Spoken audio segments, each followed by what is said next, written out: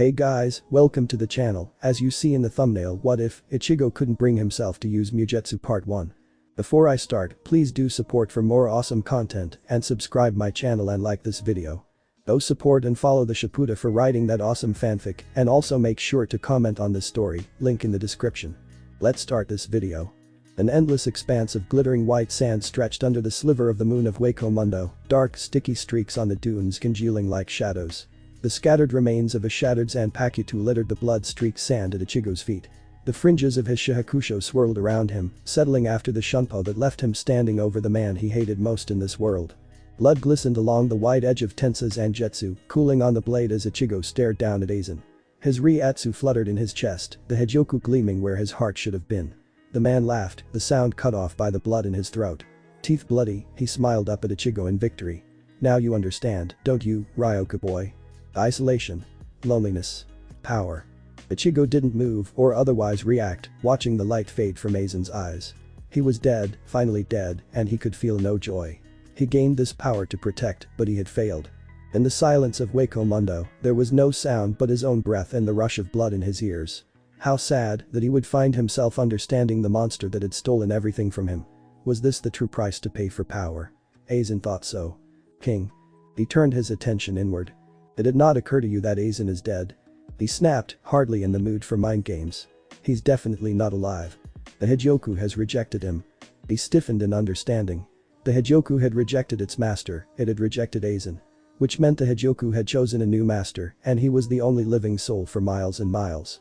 He looked down at the small jewel in fear and understanding.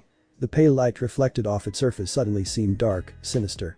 Aizen should have been near invincible, but halfway through their fight, he'd stopped regenerating. He could pat himself on the back and say it was because his power was superior, but was that actually what had happened? He didn't think so.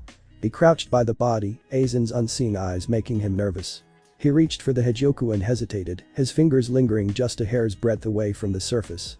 He could feel the Zanpakuto and Quincy spirits within him tense just as he did. Even touching the rock could change everything, couldn't it? From the bottom of his heart, he wanted to see his friends again. To see them laugh, smile without the burden of the war weighing them down. His mindscape was achingly silent. This was his decision. His fingers made contact with the stone, warm despite the chill in the desert, and the darkness of Wako Mundo exploded with light and his deepest desire. His dreams were awash in agony, both in his heart and in his veins. He felt like he was being torn apart and thrown back together. He didn't have understanding, only the vampirish drain on his reiatsu, his entire being. It seemed to last for an eternity, this non-awareness, and suddenly, it stopped. Ichigo woke in a flurry of motion. He reacted without thinking, grabbing the person hovering above him and switching their positions to throw them to the ground face down. His foot was solidly between their shoulder blades, his hand on their wrist pulling their arm back at an uncomfortable angle. His mind finally caught up to his instincts. He blinked. Tessai. Kurosaki-kun. The man sounded confused, voice strained from the creaking tension Ichigo had on his shoulder. He let go abruptly, backing quickly into a corner. His skin felt too tight, his chest ached, and he felt painfully weak. He reached for his Zanpakuto on reflex and paled when it wasn't there. His weakened reiatsu shot up in fear, still struggling to come to grips with his sudden change in scenery. Boy, King. Relax. We're here, you're just as in your body. His body died years ago. He slowly reeled his dampened power back in, noticing how Tessai was on his knees, sweat beading on his face under the force of it. The shoji screen was thrown open, his eyes snapping to the face of a man he hadn't seen in years. His eyes widened in shock. Urahara. He thought he recognized the room, but he hadn't wanted to believe it. It was a room he hadn't seen in over a decade. Kurosaki-san, if you keep moving around like that, you really will die. He tipped his hat, his eyes slipping calculatingly from Tessai, back to him. Behind that look, he also saw confusion, something he might have missed if he hadn't known him so well. As well as anyone could know Kisuke. He shouldn't have been able to overpower Tessai, not as he was, and he knew secondhand that his reiatsu felt decidedly dark and oppressive. He finally looked down at himself, the bandages striping his chest. He felt shorter, he looked younger. What the hell? Why did he feel like he'd been hit by a bus? He didn't remember getting hit, this pain reminded him of oh shit. He touched the healing wound, recalling Byakuya's blade sinking into his chest, the glow of the Sinkamen, watching Rukia's back as she was whisked out of reach. This was a pain he would never forget. He looked up at Urahara, the look in his eyes startling the ex-captain. They took Rukia, didn't they? They took the Hogyoku. Urahara reacted without thinking for once, so startled to hear the name of the one creation he regretted most from the lips of someone who should know nothing about it. He had Benham drawn and in Shikai, leveled at Ichigo's heart in an instant. How do you know that name? The usual cheer in his voice was dead, replaced by something cold and deadly. Tread lightly, Ichigo, your powers are still weak from the drain of the Hogyoku. If he decides to, he could kill you. I know, Asen. Ichigo chose his next words carefully. Because I used it. This is going to sound impossible. I'm from the future. He cringed at how stupid that sounded, but there was no explaining away the pain in his chest. He just wanted to see them again, he didn't think this would happen. Maybe he should have known better, no one could bring back the dead, not really. Kisuke looked skeptical, but lowered the sword. He didn't sheath it, the flux of reiatsu drawing Yuruchi to the doorway to investigate. He felt the same, it was his body that felt off, he knew his theory was right before he opened his mouth. He gestured tiredly at the cane. I can prove it. Knock me out of my body. Kisuke didn't move, clearly still lost in his own thoughts and suspicions. If he was a threat, knocking him out of his body would be a poor move, he was asking the man to trust him, something the shopkeeper struggled with on his best day. Kisuke. The former captain met his eyes, confused by the uncharacteristic tone and familiarity. He sealed Benham, lifting the cane, and shoved. Ichigo's soul was pushed free of his body, catching himself under the arms before he hit the ground. He laid himself down gently, surprisingly unprepared to see his body from the outside again, especially when he was so young. He straightened slowly and looked back up at Kisuke, knowing what he'd see. He was older than he should be, 27, if he remembered right, and a few inches taller. His hair was longer, reaching down to his shoulders, and now that he was back in a form he was comfortable with, he held himself with an air of confidence. As was the usual for him, he was always in Shikai, and it was different from anything Kisuke might have been able to expect. Shoulder guards were held in place in an X pattern over his chest, his left shoulder guard, filled with red scales.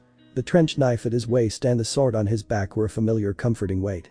He lifted a hand to the hilt of the trench knife out of habit. Kisuke was a dangerous man, if he determined him to be a threat, he wasn't going down without a fight.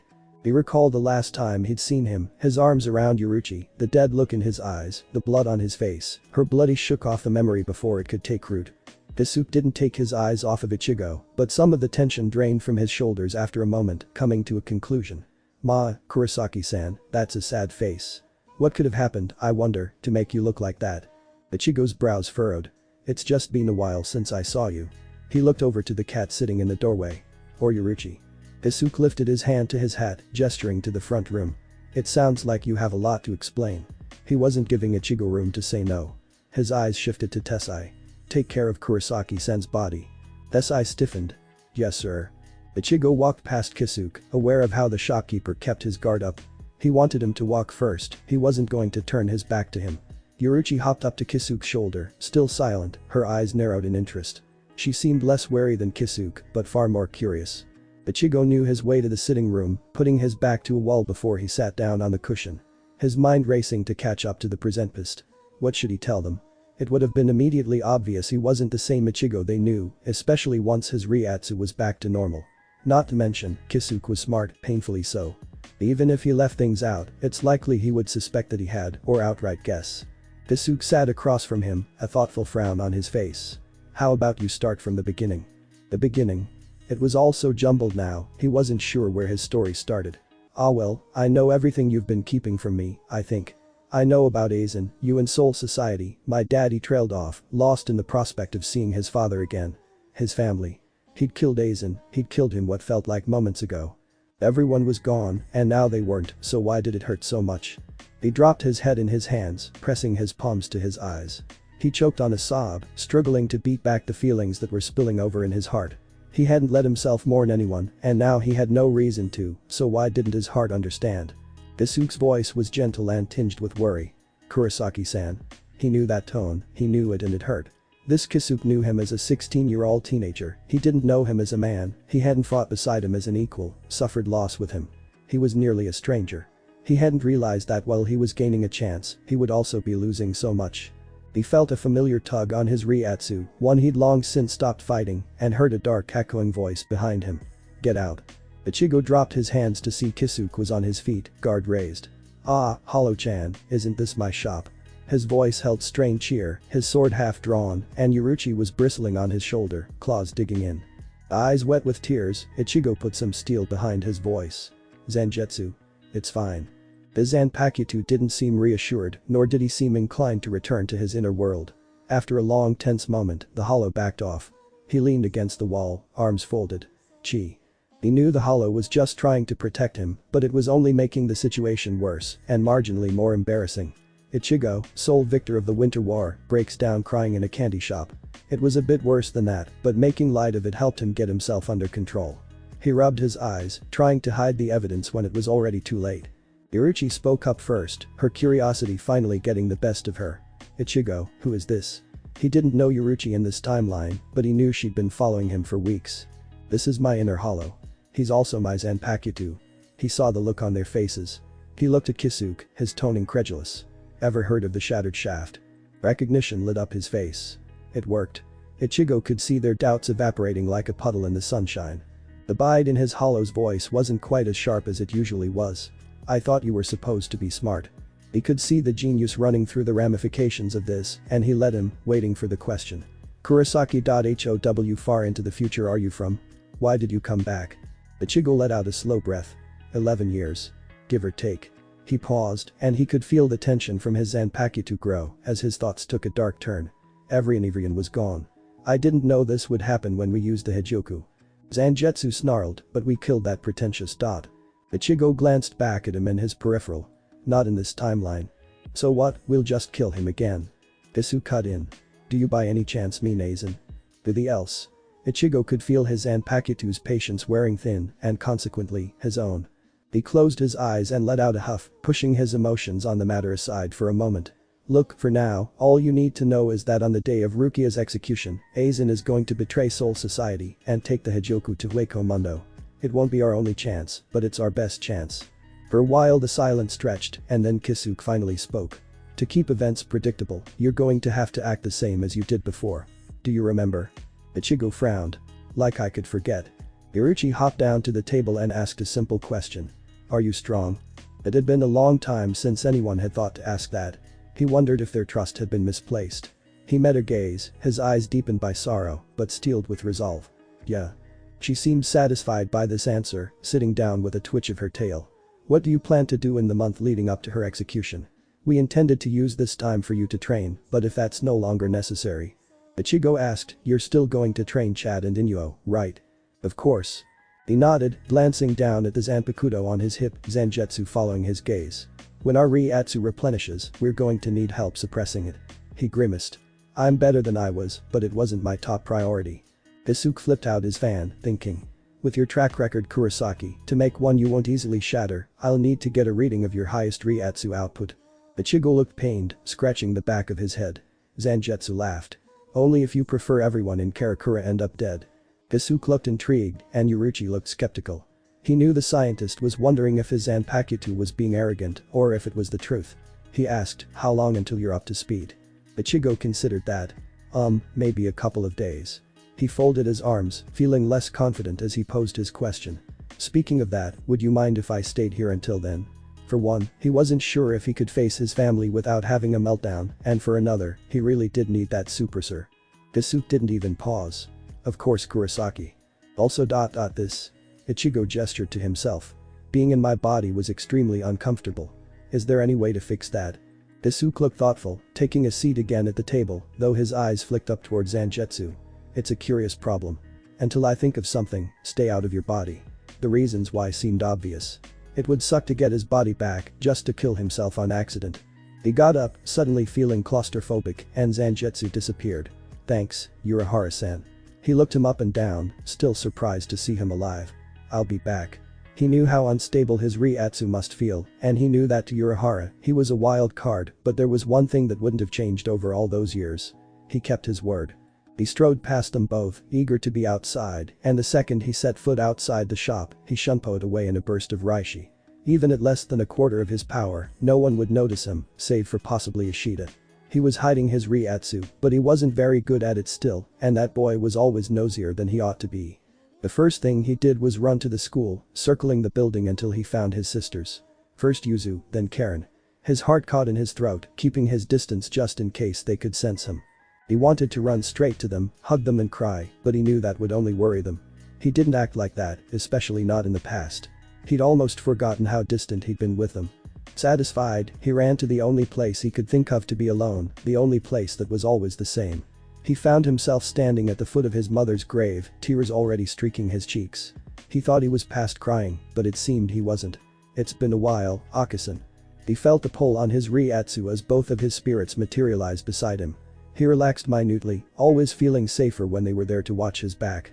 Even if Karakura should be safe, it took nearly all of his willpower not to run to see his friends. They were alive, he could feel their reiatsu, even from here. They were alive. He felt a hand on his shoulder, the deep voice of his Quincy power breaking him out of his thoughts. Ichigo. They are alive, you can protect them. I failed once. Face the future, Ichigo, we are with you. I know. He wiped damp cheeks and let out a deep breath. Not dead, he could still save them. None of his friends had died with regrets, but they needed to be stronger, and he could help. No one short of Yamajai could stop him as he really was a monster. He stood there for hours, letting his heart settle before he could face anyone again. His sword stood there with him the whole time in silence, simply there. He could still see the haunted look in Inyo's eyes, the tears on her face. She'd never blamed him, but herself, and that was what ate him up the most. It would have been easier if she had hated him, cursed him, but she never did. He remained there until the sun began to set, broken from his silence by some unseen cue. Streaks of brilliant orange dappled the gravestones, shining straight through him and his companions. He ran his hand through his hair and turned away, his swords dematerializing as he did. That's enough self-pity for today. His power was already almost back, and the speed at which he returned to the shop was double what he'd used to leave.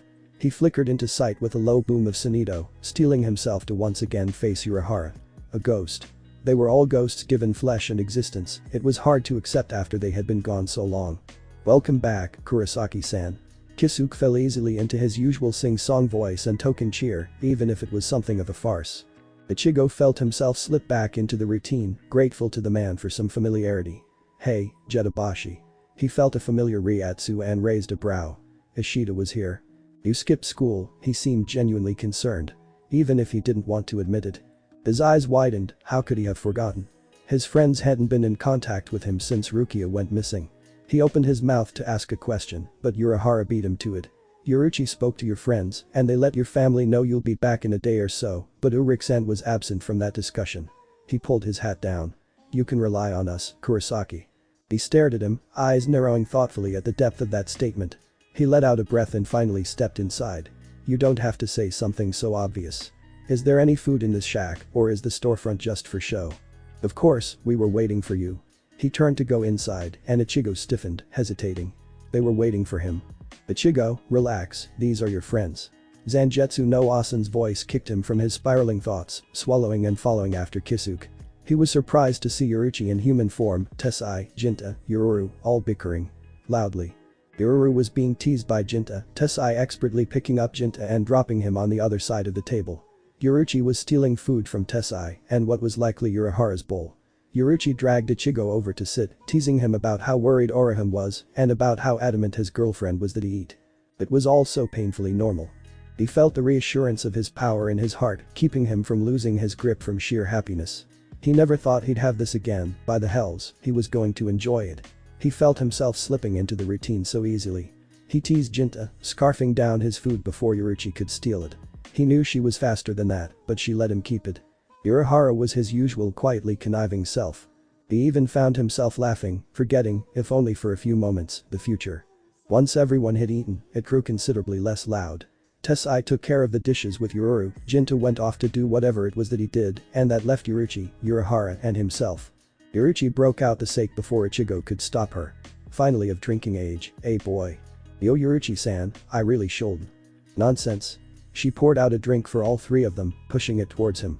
Her expression grew more serious, raising the shot. Kanpai, Ichigo. To second chances. He leveled a look at her, realizing she meant that for everyone involved.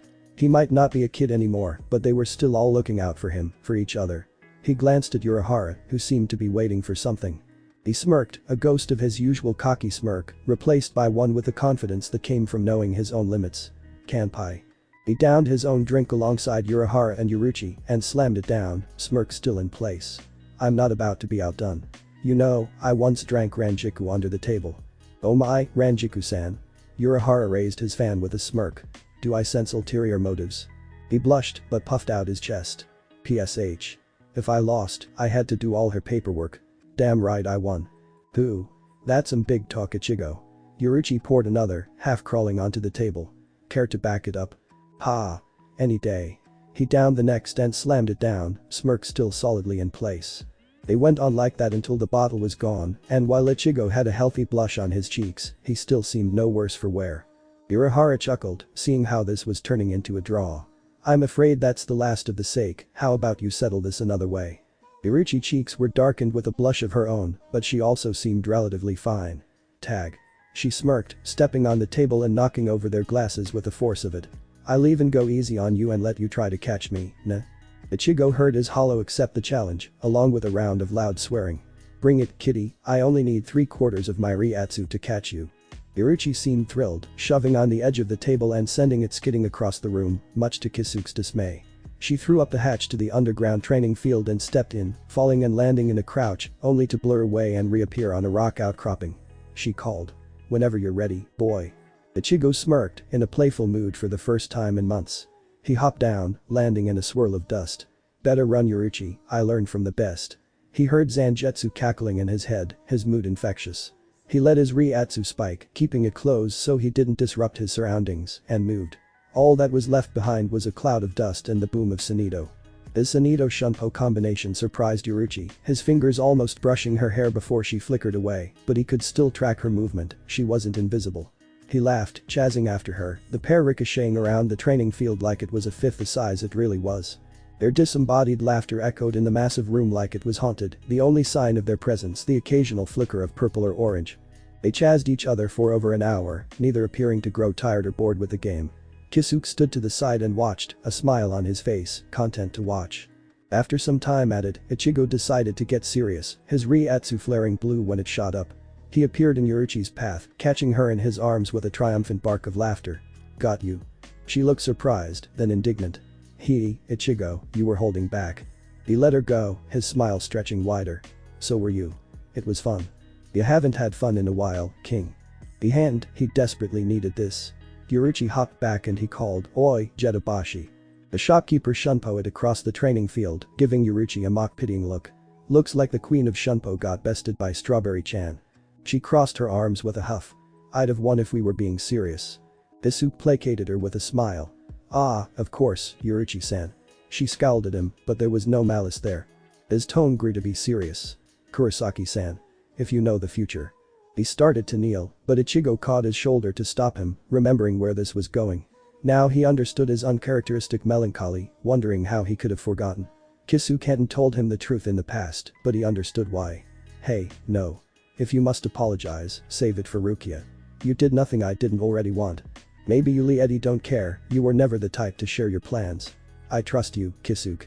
He slipped and used his first name, but whatever, he was the same person he remembered. He let his hand drop, aware of Uruchi's presence behind him.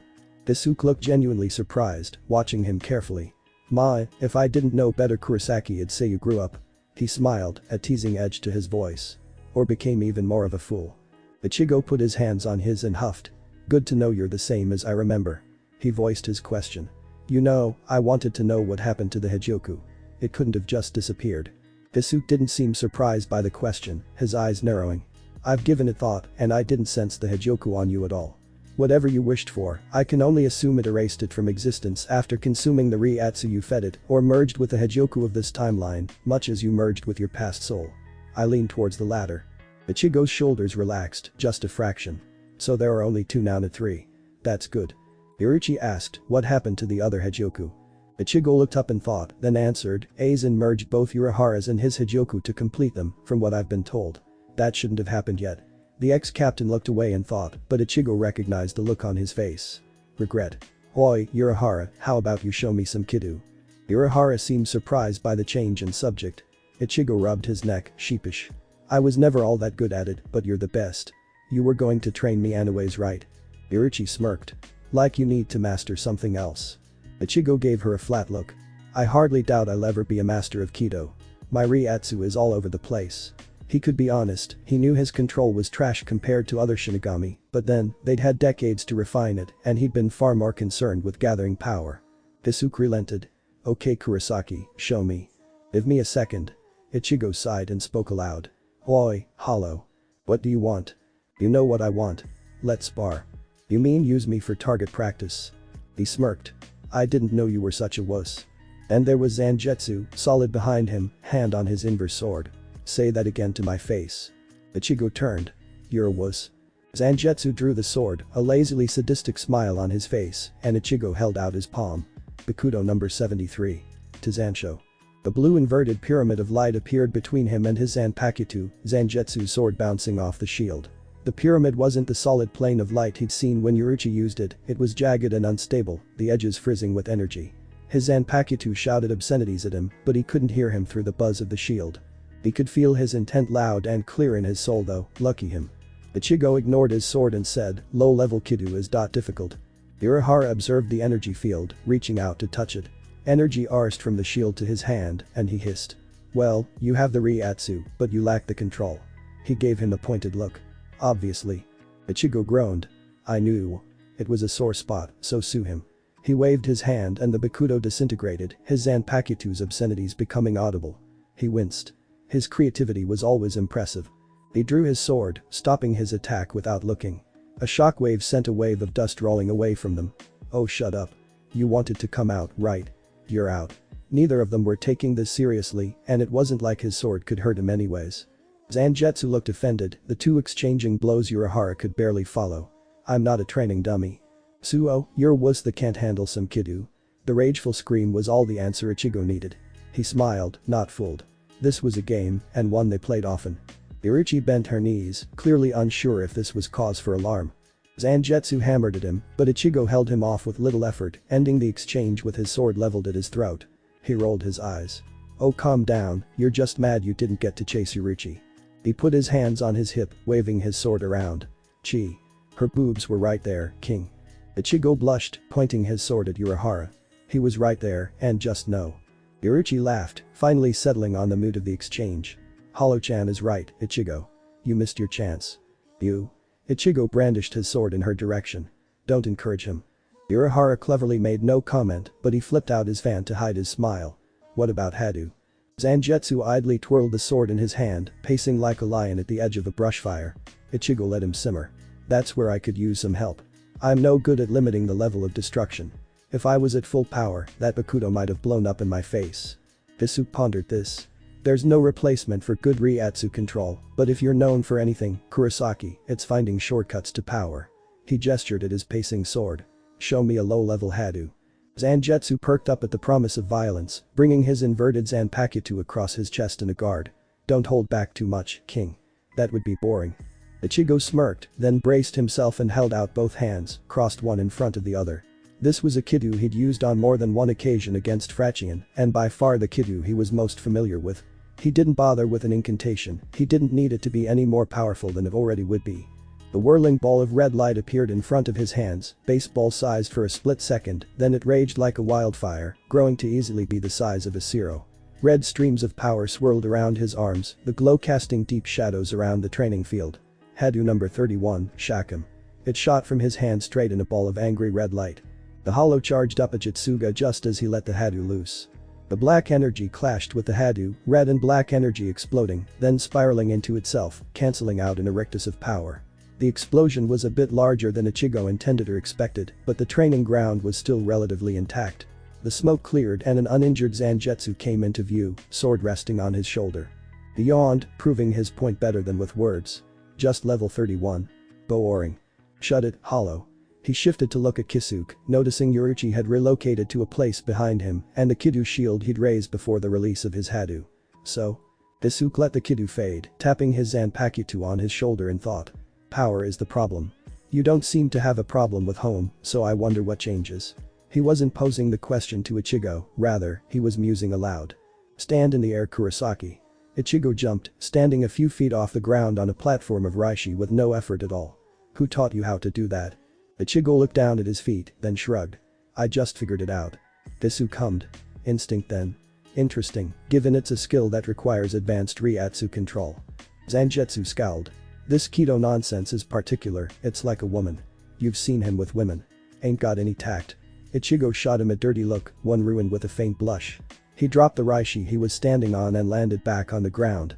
Ah well, there's some truth to that. Kisuke looked at Zangetsu. Your style hasn't seemed to have changed much. You can't easily improvise Kido, and the incantations don't react well to fluctuations in reiatsu. I assume these fluctuations are a result of the hollow inside you. You seem to subconsciously be maintaining a balance, but when you use Kido, the balance tips away from your hollow-like energy. We can attempt to get you to condense and channel your reiatsu evenly when you direct it into Kido. He paused at the look that passed between Zangetsu and Ichigo. Ichigo rubbed the back of his neck, frowning. I didn't want anyone to panic if my reiatsu suddenly disappeared. I'm already suppressing it. Kisuke's eyes narrowed, not missing his choice of words. Disappeared. Ichigo dropped his hand, sharing another look with Zangetsu, who only shrugged loosely in response. Just for a minute, I don't want anyone to panic and think I'm dead. This seemed to pique both Uruchi and Kisuke's attention. Since his power had been coming back to full stride, he'd made an effort to keep it boxed in, trying to keep it hovering around the level he thought it had been at before. Since he was awful at sensing reiatsu when he was younger, he wasn't sure how close he got, but he tried. As it stood, this was about the most he could compress his spirit energy. It simply wouldn't go any lower, and if he let go of his control, let out a slow breath, closing his eyes, and relaxed. For a split second, the gravity of his power nearly flattened Kisuke and Uruchi, the weight of his power suffocating. Then it abruptly disappeared. He looked at Kisuke, a little sheepish, and the look on Kisuke's face was one of shock and understanding. Uruchi mirrored his expression, but didn't seem to understand, her eyes turning to Kisuke for an explanation. Kisuke murmured, that's disconcerting. I can't sense you at all. A hand you won't unless I lower it to a level you can perceive. When he remained silent, Ichigo lowered his reiatsu again, still worried what his friends would think. They weren't aware of Hachi yet, or Kido barriers strong enough to cut off their perception, and he knew from Ishida that his energy was constantly a bother. Already he knew this would raise questions, but this was something he thought he should demonstrate now rather than later. Hirosaki can't make a suppressor for reiatsu I can't even understand. He knew from the bemusement in his tone that Kisuke had underestimated him. Ichigo frowned, thinking. Well, what about if you made one for when I lower my reiatsu? Would that work? I suppose. If you stop suppressing it, it would either be destroyed, or it would be useless, but we would have to test it. How long we gotta wait? Uruchi and Kisuke looked at him like they forgot Zangetsu was there. Kisuke raised a brow. Are you in some kind of hurry? Clamping down on our power doesn't feel right. I hate it. Ichigo scoffed and folded his arms. No one asked you. Don't pretend you don't hate it too. Zangetsu sounded angry, but he looked at Ichigo expectantly, knowingly. Ichigo looked away and frowned. I'm not good at it, no, and I don't feel a strong urge to be good at it. Right now Zangetsu no Asen is doing most of the work in my subconscious. I thought that was Zangetsu. Uruchi interrupted, jabbing a thumb at his hollow. Ichigo floundered, wondering how to explain. Uruchi hadn't seen him train for Bankai in this timeline, she hadn't seen his Quincy powers. Actually, if she had, she might be even more confused. I have 2 Zanpakuto spirits. Sort of. Kisuke's eyes widened. How is that possible? Ichigo rubbed his forehead, battling a headache. Asen. He braced himself to pick up the slack, his reiatsu wavering when he manifested the older spirit. The man materialized to his right, hair and cloak waving in a sluggish breeze that didn't affect anything beyond him. Keeping 2 spirits manifested wasn't a problem, he'd done it for days before, but doing it while keeping his power under iron will was a bit of a struggle. This is also Zangetsu. They were one and the same now, he accepted them both, and that had never changed. Uruchi looked between the 3. How? Ichigo let Zangetsu no Asen fade away, letting him take back up the arduous task of holding back the well of his power. Zangetsu was right, it felt wrong, like breathing through a straw. The sooner he let his friends know what was going on, the sooner he could relax. He explained, it's a long story, so I have the power of a Quincy and a Shinigami. I always had the potential to become a Vizard, but you sped that up, Urahara. He frowned, looking down at his chest. Actually, it's more like Byakuya is to blame. Speaking of, didn't he sever my soul sleep? What happened? In the past, yes, but your soul from the future was intact, wasn't it? You overwrote yourself. Ichigo frowned, not wanting to think too hard over the fact he'd basically killed himself. Oh. He felt a flicker of phantom pain from his body and pushed it from his mind. This time things would be different. Zangetsu decided to lie down, not interested in the conversation in the slightest, and no fighting was to be had. Kisuke glanced over at Zangetsu and asked a question Ichigo was surprised he hadn't asked sooner. Why manifest your Zanpakuto? Ichigo knew why he was asking. It was a huge drain on most Shinigami, and most Zanpakuto didn't want to come out anyway. Some appeared as a captain's Bankai, he'd noticed, but his Bankai was simple. A few reasons. I ran out of people to train with and we can't hurt each other. I can train in my headspace, but we decided destroying my mindscape wasn't very smart. I spent a lot of time in Hueco sometimes alone, and I had the energy to spare, so Zangetsu would watch my back so I could sleep. He shrugged. I figured blowing him up was more courteous than blowing you up. Now to mention he's restless. Irichi edged closer to Zangetsu, getting a better look while Zangetsu growled at her like a dog. How long can you keep this up for? Ichigo looked up and thought about that. Days. I've never tried for endurance. Irichi skipped away from Zangetsu when he lashed out, fist swinging. He went slow enough for her to dodge. Ichigo knew it was a baseless threat. Zangetsu wanted to protect him, and his friends shared that goal. Irichi grinned and said. It's kind of weird to see a grouchier version of you. Speaking of, why does he look like you? This, Ichigo could answer. Because my hollow powers manifested when I was young, I didn't have a hollow crammed inside me like the other Vizards. Is that why he's docile? He knew Irichi was fishing for the right term, and it didn't seem this one appeased her either. Long story. One that was going to stay between him and his hollow. Irichi seemed to accept that answer. Isuk looked to him, considering something. Your father is going to have questions. When are you going to tell him? Ichigo's face fell, not looking forward to that conversation. Tomorrow. Isuk dipped his head in a half nod. It's late Kurosaki, and you've given me a lot to think about. How about you try to sleep? Sleep. He hadn't even noticed he was stalling, but it was exactly what he was doing. He didn't want to sleep, it was one of the few things he feared anymore. I'll try. Zangetsu disappeared when he started for the ladder, simply waving goodnight before he shunpoed to the ground floor. He knew Kisuk mainly wanted to discuss with Irichi in private, and he could give him that. He went to his room, sitting down against the wall. He frowned at his body, still unused to seeing it. He murmured, Zangetsu. He knew he was paying attention, he always was. Switch. They'll notice your reiatsu is different, King. Let them. Those are questions I can handle. He felt the surge of power inside him, pushing his consciousness aside. Once, it had terrified him, but now, it was a relief. Zangetsu's instincts were sharper anyways. If something happened, and he doubted it would, the hollow would wake faster than he could. He opened his eyes, staring out at the darkness of his inner world. The sky shone with stars so bright, everything was cast in silver. The stars here never moved, flickering in the depths of his mind like holes poked through the sky. The city of his mind was still present, still skewed, but now it was always cast in darkness. He didn't want to wonder about what that might mean. He laid down, aware of Zangetsu no Asen's presence nearby. He napped, the best he could in his own head. It wasn't true sleep, not when he wasn't driving, but Zangetsu was sleeping, so it made him restful. He woke haunted with nightmares, even in his own head. The peace was interrupted by a howling wind, rapping through skyscrapers stretching from a colorless desert. It died down when he woke, the hollow used to it, so he didn't wake because of it. Every night was an unwelcome battle, and one he often lost. His power wanted to protect him, but there were some things they couldn't protect him from, and he knew it infuriated them as much as his own weakness. Ichigo noticed his hollow never mocked him for it, and he was grateful he helped him sleep. It didn't really rain anymore, the city in his mind was already too reminiscent of Hueco. His hollow and his Quincy side almost seemed to miss it. Zangetsu woke before the sun was up, trading places with Ichigo, so the other could grab a bite for breakfast, careful not to stick around to avoid questions.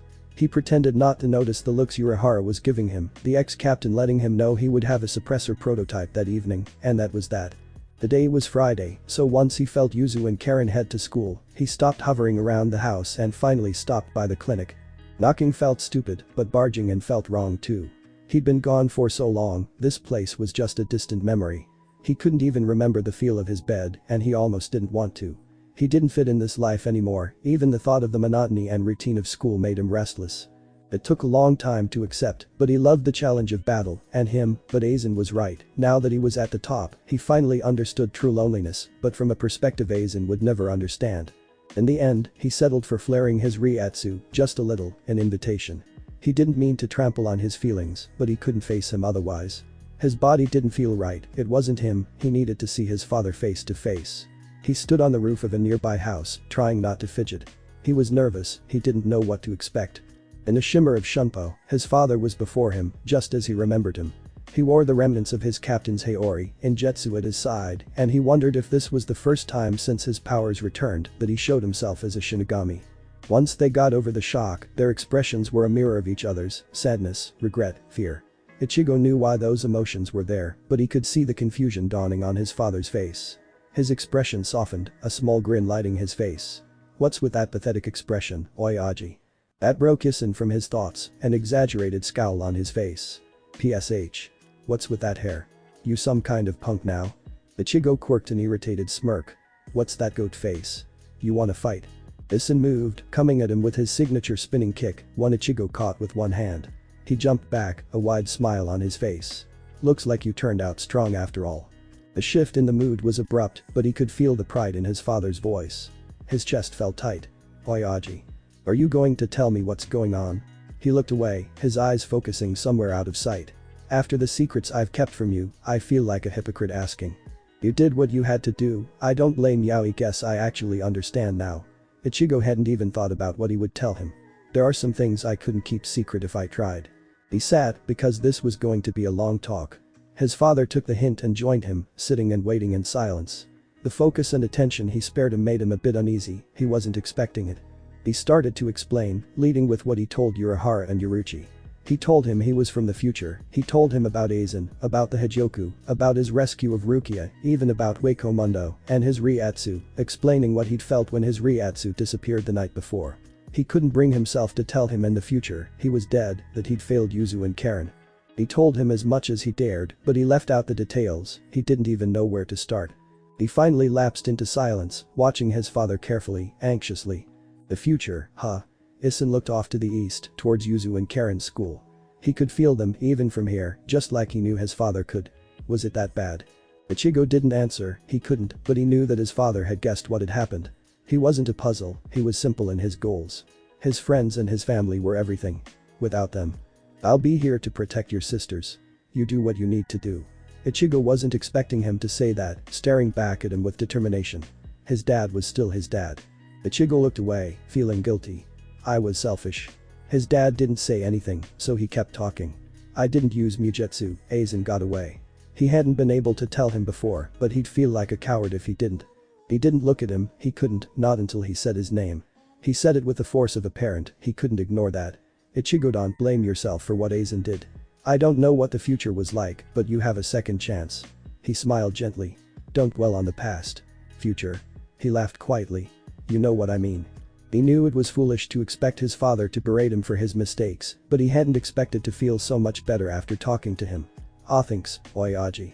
He wasn't one to linger in sadness, he didn't let the mood stay somber. Urahara is working on figuring out how to help me stay in my body. Tell Yuzu and Karen I'll see them soon. I'll make sure they don't worry. He gave him a reassuring smile and stood, prompting Ichigo to stand. Come home, Ichigo. He smiled back at him. Yeah, I'll be back. He lifted a hand in a half wave, then disappeared in a soft boom of Sonido. That talk had taken longer than he thought, it was already early noon. What about Uruk? Ichigo had been avoiding that thought, wondering what he should do. He didn't want his friend to lose his powers, but if he didn't, he might not ever get stronger. He needed that artifact from Soul Society, and from what his friend had told him, Nemu had given it to him, and that only happened because he fought against Mayuri. I won't do anything for now. Actually, this feels like something he would do, doesn't it? Sneaking around, not telling anyone what I'm doing.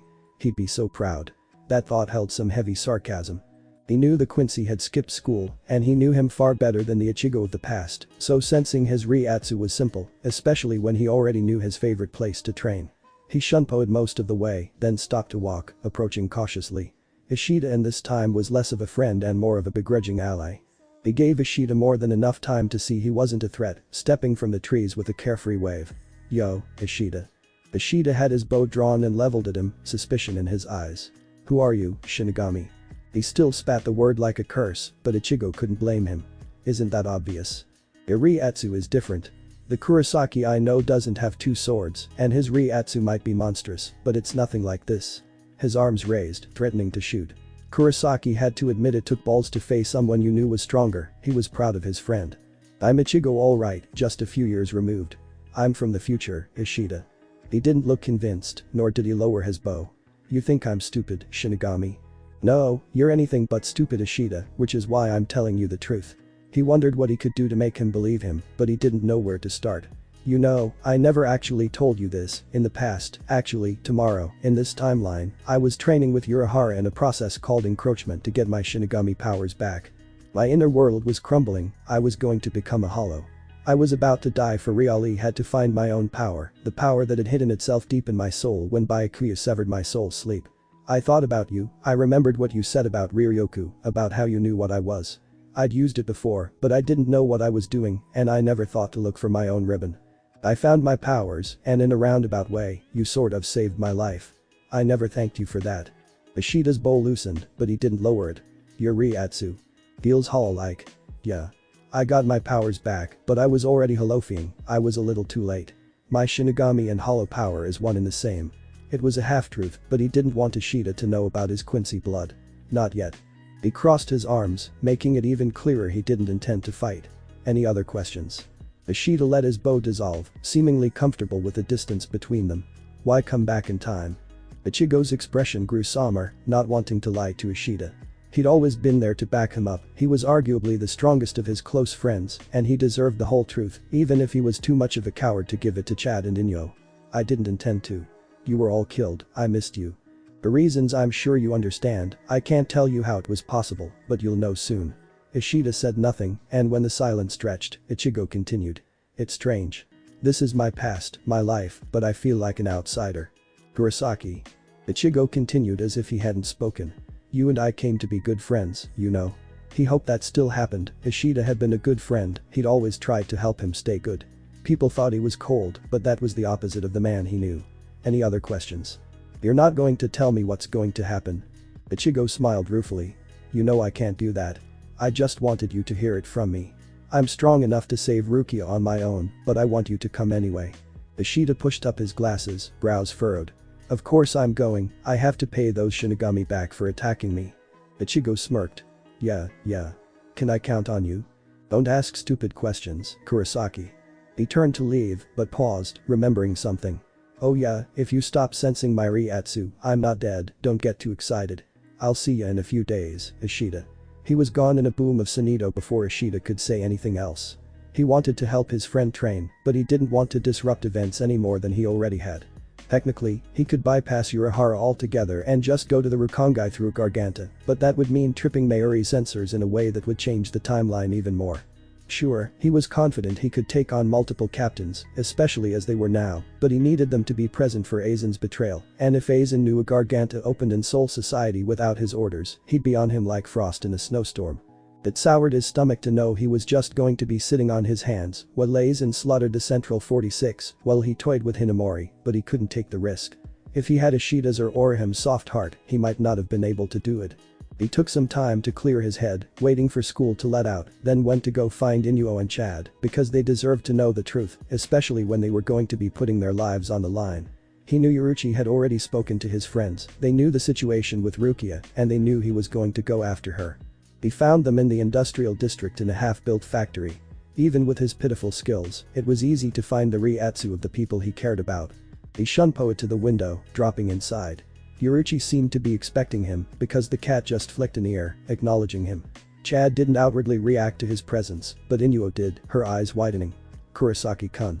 Your hair is long, you're tall. She lifted her hands to her mouth, like she was surprised the words had slipped out. You're okay. Of course I'm okay, Inuo. I need to talk to you both. Chad spoke up first, to his surprise. You have two swords now, does this have something to do with the way your reiatsu has been different? Ichigo was surprised he'd noticed a change in his reiatsu, but then Chad had always been more perceptive than people expected. He was just disappointed in himself for falling into the same trap. Something like that. He sighed, getting into this for the fourth time.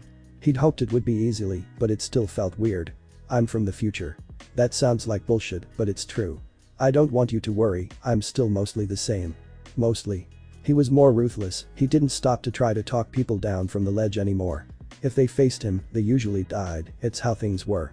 He wasn't sure if his friends would approve. Ishida hadn't. Inuo hesitated before she answered, you're from the future. Like a sci-fi movie. She crossed the distance to him, stopping only when she was inches away from his face. Ichigo tensed under the scrutiny, uncertain how to deal with it. You do look older. You seem different. Tad hadn't moved, seemingly unfazed by this. You're still Ichigo. Ah.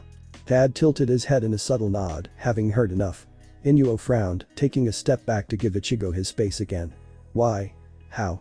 Ichigo shook his head, they would learn about things eventually, but he didn't want knowledge of the future to color their actions. That's not important, just know that I can't go back, nor did he want to, so for now, just get stronger. I know you want to come with me to Soul Society, I know Rukia is important to you too. He gave her an easy smile, shifting it to Chad. Try not to worry. He hopped back to the window and waved. Work hard, I'll see you soon. And then he was gone. It felt a bit cowardly to just end the conversation before it could even start, but he had a whole set of excuses a mile long. He went back to Urahara's shop, directed by Tessai to the underground room. He dropped down into the room, seeing Kisuke sitting on a rock not far from the ladder. Ah, Kurosaki-san. How did it go? It went well, actually. He looked down at the small belt-like hoop on the rock. What's that? Kisuke grinned. A suppressor. I tried to make a bracelet, but it was too small to hold the kiddo I needed to use, so I upgraded it to a headband of justice. He mimed equipping it. It even has an activation phrase. He scowled.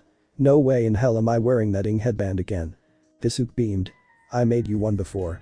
You have a one-track mind, don't you? Ichigo crossed his arms. I'm not wearing that. Kisuke stood and stepped down from the rock, the red belt-like loop unclasping. Aren't you at least going to try it? He'd been hoping for something smaller, like Kenpachi's eye patch, but then, his reiatsu was a lot more than Kenpachi's. I ain't saying some activation phrase. Can I wear it around my neck instead? He remembered the suppressor Rukia had been forced to wear. Kisuke held it out to him and raised his brows. I didn't think you'd like that either. He scoffed, I won't, but it's better than a stupid headband. I'll survive. He lifted it up to his neck, deciding this must work like the headband he'd made him to train with Ururu before. It connected automatically, tightening on its own. It wasn't form-fitting like a choker, but his instinct still rebelled at something so close to his throat. He could feel Zangetsu's growling disapproval in his mind. The drain hit him like a wall, making him stagger forward. He flexed his reiatsu on reflex, Zangetsu no Asen dropping his chokehold on his power. His power doubled, but the collar swept it back as soon as he did. He let out a shaky breath and stopped panicking. This is what it was supposed to do. He slowly let his reiatsu rise, and the collar kept pace, stifling his power the more he let out. He let his reiatsu stop at around double the captain's, Urahara tensing under the pressure on his shoulders. Urahara urged. Keep going. We need to know if it will break. Ichigo watched him for any sign he should stop, not really wanting a Kiddo-powered bomb going off on his neck. He'd probably be fine, but it would still be unpleasant. He let his power rise, both of them sweating, but for different reasons. He was going slow, he saw Kisuke struggle to stand, his knees hitting the ground. He urged, keep going. He did, slowly, just to be safe. Abruptly, Kisuke fell forward, catching himself on his hands. He was breathing hard, now that the pressure was finally lifted. Ichigo felt like he'd been pushing on a wall, one that had suddenly disappeared. He gasped, finding the lack of resistance to be just as awkward as Kisuke had. He lifted his hand to the collar, finding it to be physically intact, but he was no Kiddo master. It's still in one piece, yeah. Kisuke straightened, dusting himself off. I didn't feel the Kiddo shatter. I'd say it held. Ichigo grinned. Well, that was unpleasant. If I didn't have this whole room layered with reiatsu dampeners, that might have been trouble, Kurosaki-san. He readjusted his hat and let out a breath. Ready to push it back down? Give me a bit. I can finally breathe.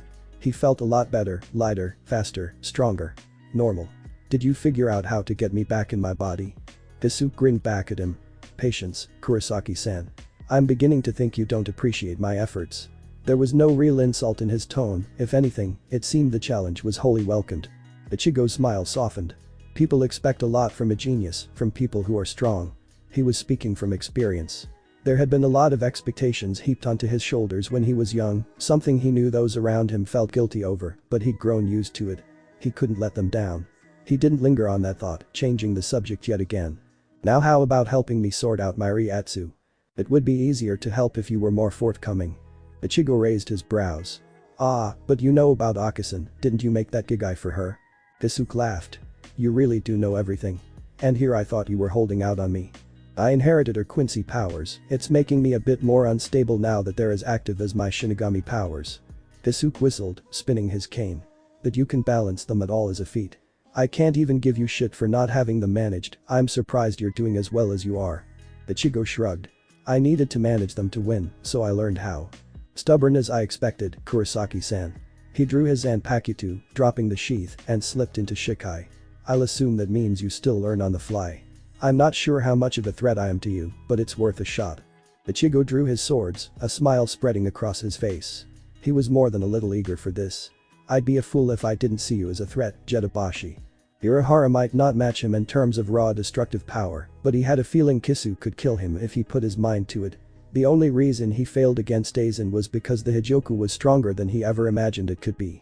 The man was a genius, and he'd missed him terribly. He was his first real teacher, the first person to really understand what he needed in order to improve. Isuke circled him lazily, his expression shifting to something more serious. Now let's see if I can apply enough pressure to make you improve. Ichigo waited for Urahara to make the first move, stopping his first strike with his trench knife. His smirked, reminiscent of Zangetsu's manic smile. He was aiming to kill, that was good. He swung his kyber-shaped blade toward his throat, forcing down on the trench knife to push Urahara's stance low. Kisu twisted free in time to block his attack, their swords clashing and throwing sparks. He struck again with the trench knife, whirling in a dance of battle he relished. They avoided Shunpo, settling for pure Zangetsu. Both were masters in their own right, Ichigo relying more on instinct, while Kisuke had pure practiced talent. If there was anyone who would be able to force him to allocate his power more efficiently, it was Kisuke. XXX. The days slipped by, Ichigo training with Kisuke and practicing keeping his reiatsu lowered with the suppressor, and Ishida Chad and Inuo training on their own. Kisuke didn't come up with a solution to getting him back in his body, Ichigo arguing fighting was more important if it was going to take time anyways. Their 10 days spent, he spent an hour in his body just to re-establish a connection, saying goodbye to Yuzu and Karen. He'd taken the time to try to accept they were still alive, but when he saw them, he still choked up. He even gave Karen a hug, much to her embarrassment and Yuzu's delight. He exchanged some parting words with his father, then returned to Urahara's shop in time to go through the Sinkamen. He was already waiting in the underground training grounds when the three showed up. 4, counting Yuruchi. Orihime gushed about how impressive the room was, while Tessai cried in joy. Everything seemed to be going according to plan. Or at least, according to his past. Urahara pushed him out of his body, the cane punching through his forehead. He caught himself and set his body down, waiting for Urahara to give the speech he already knew. His friends didn't, so he could be patient. Urahara snapped his fingers, revealing the makeshift Sinkamen he'd constructed. He listened as he explained the Rishihinkanki and their 4-minute time limit. It would only take about a second if he could shunpo, but his friends couldn't and he couldn't carry them all. He raised his hand and said, "Oi. The cleaner's gonna be in there, we should go if we want to outrun it." Isuke's eyes widened, nodding to Tessai, and they set up the connection with the final steps of Kidu. Go, right when it opens. The gateway flared white and the group lunged for the opening. They ran through the dangai, a place Ichigo unfortunately knew all too well. He put a hand on Ishida's back, urging him to go in front of him to avoid the cape debacle. He wouldn't let it be said he didn't care about his friends. They ran, just a few feet ahead of the cleaner this time. Inuo didn't need to use Shun Rika. He wasn't going to risk letting her die for something so stupid. He wouldn't stop her from fighting, but the dangai was something else entirely. They were shot out of the gate, Ichigo catching himself in Rohim before they hit the ground. He set her on her feet, awkwardly taking a step back. "Ah, sorry Inuo." He blushed, she blushed, and he deflected by barking at Ishida. "You gonna lay there all day, glasses?" Ishida jumped to his feet, fixing his glasses with a blush. I was just surprised, that's all." Tad got up, and his friends finally looked around, familiarizing themselves with the rukongai. Yuruchi explained where they were and what was in front of them. Ichigo smirked, time to knock on the front door. Yuruchi looked surprised, but said nothing, trusting his judgment. He strolled up to the gates, more than a little confident. Technically, the shields of Soul Society were calibrated for a certain kind of reiatsu. He could get an all on his lonesome if he wanted, but then his friends would be left high and dry, and that was no good. The gate fell from the sky, crashing down in a rather slow cascading wall. He supposed to the usual ryoka they had to deal with, this was quite enough of a defense. Ichigo waited, hands at his sides, for Jidanbo to appear. As per the future he knew, the giant showed himself from the clearing dust, massive axes in hand. He felt bad about breaking them the first time, but he needed him to open the gate, he needed to face Jin. That was the part he worried about most. He knew Jin was only semi-compliant with Aizen, but he was a sharp bastard, he thought he might see through him. What he'd do with that information though, he could only imagine. Jidanbo's voice boomed. "It's been a while since someone tried to pass through Seireitei Gate without a travel permit. You're a rare guest. Welcome, Kozu." Ichigo murmured, "It has been a while." Jidanbo smashed his axe on the ground beside him. He didn't flinch. "Come at me, Kozu." He heard Yuruchi explaining away the Guardian's accolades to his friends, and just like before, they hardly mattered. Before his friends could get involved, he called out to them. "Hey, can you all do me a favor and stay put?" He smirked. "I've got this." He gave Chad and Inoue a thumbs up, then turned back to Jidanbo. "And you're my host, how's about you make the first move? Draw your sword, Kozu." "Don't need it." He'd stopped Aizen's sword with his bare hands, even with his spirit pressure smothered, he could handle Jidanbo. "You'll pay for that arrogance." He raised his axe above his head, hearing the shocked exclamations of his friends. He felt bad about that, but Jidanbo was no threat. He was a good guy, just doing his job. He said, "Not arrogance." Jidanbo brought his axe down, the air displacing around the force of his blow, but Ichigo was unconcerned. He backhanded the blade before it could reach him, shattering it, and stepped to the side. Confidence. He frowned slightly. "Don't make me break both." Jidanbo lifted the handle of his sword in disbelief. That's not possible." He drew his other axe, confusion and rage crossing his face. Ichigo sighed. The axe came at him from the side, so slow, he almost felt bad for the giant. He moved rather slowly himself, but he knew it was too fast for Jidanbo to follow. He was perched on the blade of the axe, which was now above Jidanbo's head with his follow-through. He couldn't knock him unconscious, then he wouldn't open the gate, he had to break them, even if it felt undeserved. The first time had been an accident, he hadn't known his own strength, but this time he did. He struck the axe he was crouched on, shattering it as well. The pieces clattered to the cobblestones. He landed lightly, brows furrowed. "I'm sorry, Jidanbo." He wasn't acting. He could feel the disbelief from his friends, though Ishida's eyes on his back felt calculating more than awed. He heard the Quincy speak up behind him. "Kurosaki, what did he just do?" He knew the Quincy was trying and failing to gauge his strength. The suppressor made sure of that. The giant stared in shock at his destroyed Zanpakuto. He empathized, he really did. He'd been on the receiving end more than once, it didn't feel good. "Oi, say something." The giant started crying, all of them wincing in pain at the sheer volume of noise. Ichigo grimaced, he felt like a bully that kicked over some kid's sandcastle. Stop crying, I'm sorry I broke them both, they really were impressive." Jidanbo finally looked at him, sniffling. "You and I are enemies, but you're concerned about me, a loser."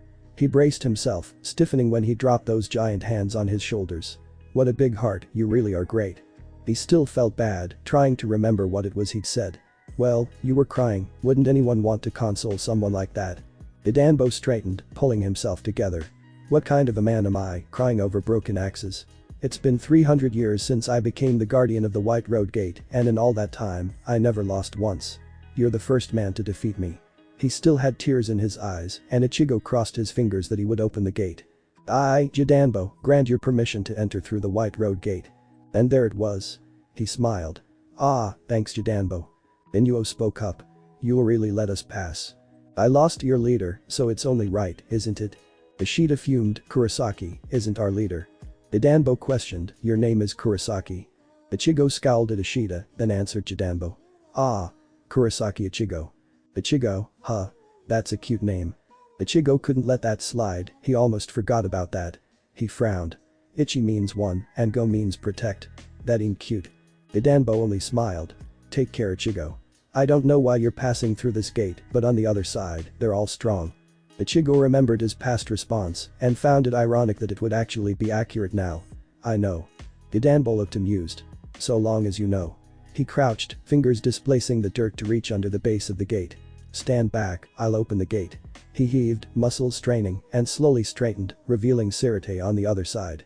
The streets were spotless, unlike the cobbles outside the gate, the buildings and roofs gleaming. Ichigo didn't have to wonder why Seireitei was despised, it was obvious. His friends expressed their awe, and he didn't blame them. Jidanbo really was strong, lifting that gate was no small task. He could destroy it, sure, but lift it? No way. He stepped forward, aware of what was about to happen. He saw Ichimaru pacing towards them, that smirk on his face.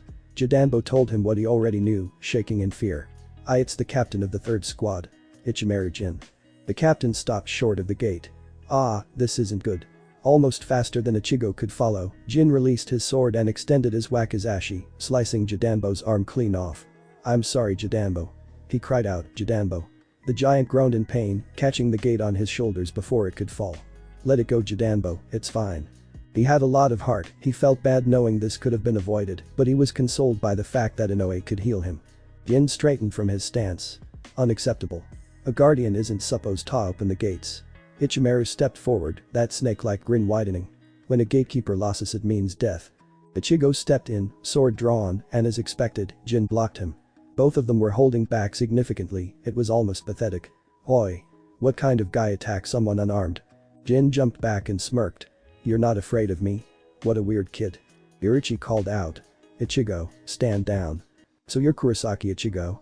He started to walk away and Ichigo drew his sword, knowing what was coming next. All the more reason why I can't let you pass. He turned, falling into a stance. Icarus, Shinzum. Ichigo raised his sword to block the extended wakizashi, allowing himself to be thrown back into Jidanbo. It didn't hurt, but he hoped Jin didn't notice how little it affected him. He was flung back, the gate slamming back down, but not before Jin waved goodbye. He grit his teeth. He might be on their side, but he was still a slimy bastard. He got up and gestured to Jidanbo. Inuo. Heal him, please. It wasn't an order, more like a frantic request. He knew time didn't matter, but Jidanbo stood up for them, he was a friend now. She lifted her fingertips to her hairpieces, not hesitating. Shun Rika. I reject. The oval glow of her healing power enveloped Jidanbo and his severed arm, her power making quick word of the injury. He gave her a small smile. That's the Inuo I remember. She blushed, but concentrated on her work, not hesitating or ceasing until Jidanbo was in one piece. As before, the rukongai people finally came out to meet them.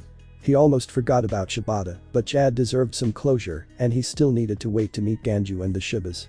Seemed the threat had passed for the moment. They were in the rukongai, they were in Soul Society. Things would only be more difficult from here.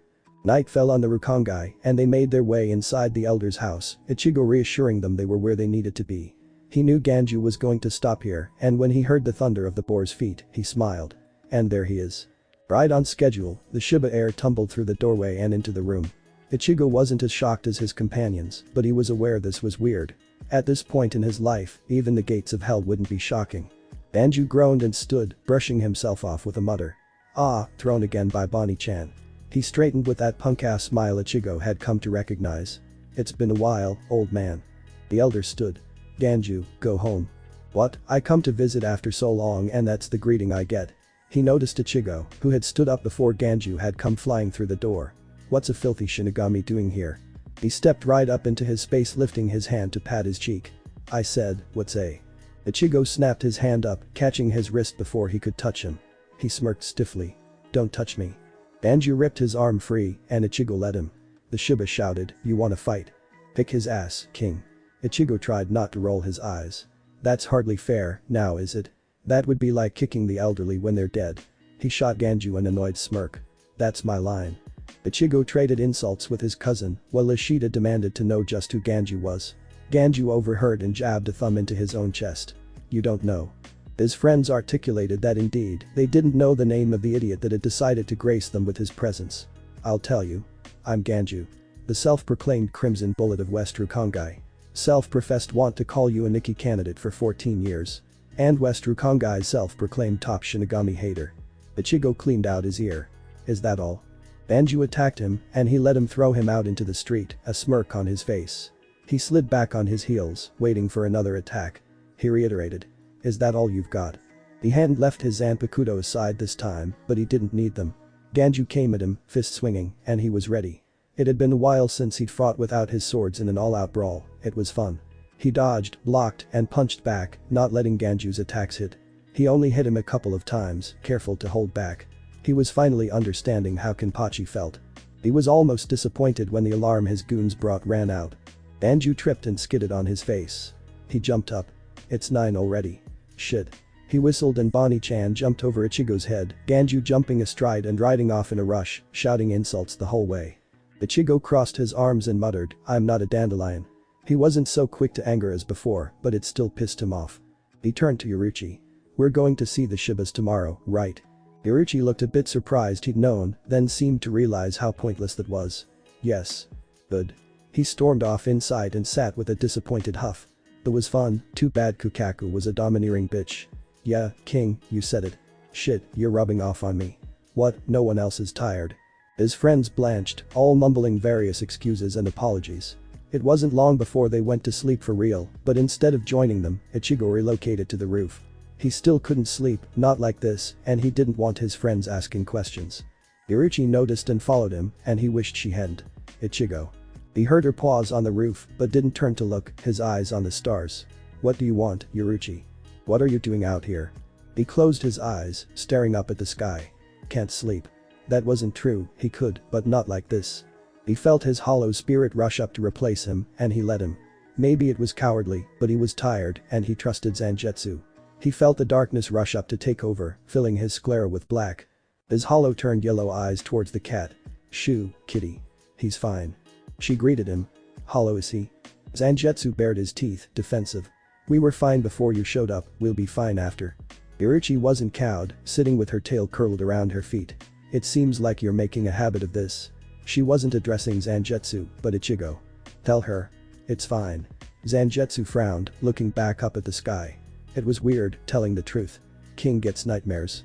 He doesn't want his friends to worry. Or you. Nightmares so bad he lets his hollow take over. Irichi wasn't fooled. Zangetsu bared his teeth again, hand lifting to grasp the Zanpakuto on his back. Ichigo knew he wouldn't use it, he was just defensive. King's seen some shit. Back off. Why won't he tell me himself? He felt Zangetsu struggle to find an answer, unused to being questioned. Tell her. Ichigo's voice was soft, but not defeated. He's tired. You're supposed to be dead. Just seeing you is like a sword in his heart. Back. Off. The cat's eyes widened in surprise, but Ichigo couldn't discern why. Then she looked away. I see. The silence stretched for minutes, but Ichigo paid just as close of attention as Zangetsu. I would have thought his inner hollow was a burden. I see now that I was wrong. She dipped her head to him, then left before he could respond. Zangetsu muttered in his mind. Gee, damn cat is nosy. She's just worried. Older people always worry for young people. But you're stronger. Sometimes strength is relative and sometimes it's hard to understand. He was doing what he could, but there was no fighting his subconscious into submission, it wasn't something he could just will away. Sleep came to him slowly, and with just as much difficulty as he remembered. Zangetsu no Asen watched over him inside his mind, and Zangetsu watched over him outside. It didn't make it any easier. His body had slept, but his mind hadn't, not really. He was awake and aware before any of his companions, sitting on the roof cross-legged to wait. They didn't know he was outside, so he got to witness his friends' musings on who they were about to meet. Their expectations were acute. Ikkaku was a real demon. He joined them in the street, although this time, they didn't need a map, he knew where the Shiba house was. He'd forgot how gaudy it was. He felt embarrassed for his extended family, leading the way with a blush. How could he forget how giant those arms were in the sign? How were they related? If his friends knew, he might actually cringe himself out of existence. The gatekeepers stopped them once again, but recognized Irichi quickly enough, and then they were descending the stairs into the house.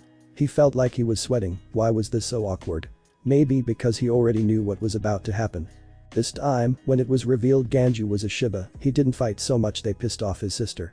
She was terrifying, he didn't need the extra nightmare fuel. He settled for beating Ganju quick, pulling his arm back far enough he threatened dislocating it. He let him go when he gave up, but this didn't seem to fully pacify his sister. After some groveling, they were back on track and headed to the cannon room. Reiatsu control, his old foe. Ikkaku explained the barrier made by the Sekiseki stone and the purpose of the cannon and the Raishikaku. This would be difficult even when he already knew some Kidu. They retreated back inside to practice, and Ichigo discovered this was still just as difficult as before, but for different reasons. Instead of getting no results at all, he kept blowing himself up. Fantastic. Once again he was stuck training while the rest went to dinner.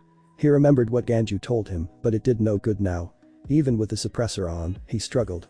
He just had too much damn reiatsu, and keeping it in balance was already something he struggled with. Yo, King. You suck at this. Can you do better? No answer. Typical bitching hollow. He was well into the night before he managed something stable, Ganju sitting in the corner the entire time. He fell asleep sometime after that, and now that he got a sphere that wouldn't explode on him, they were ready to go. When Ganju came out and announced he was going with them, he'd nearly forgotten how hard Kain's death had hit him. He knew the whole story, but Ganju didn't, and he wouldn't until he got to the center of the Seireitei. If only he knew the Shinigami they were going to save was Rukia. She had felt so much guilt, regret. He now understood those looks she gave him when she thought he wasn't looking. He didn't just look like Kain, they were related. He tensed when Ganju gripped his shahakusho and pulled him in.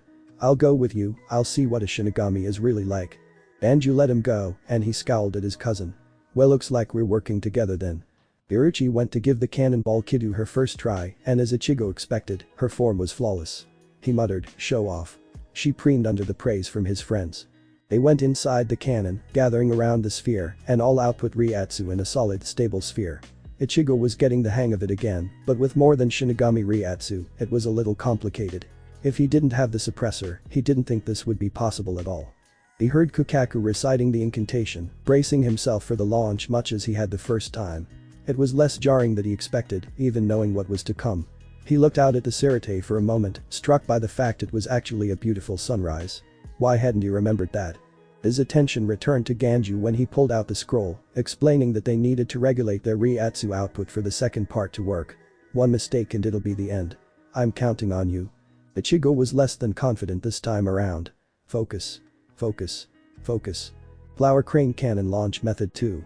Secondary Spell.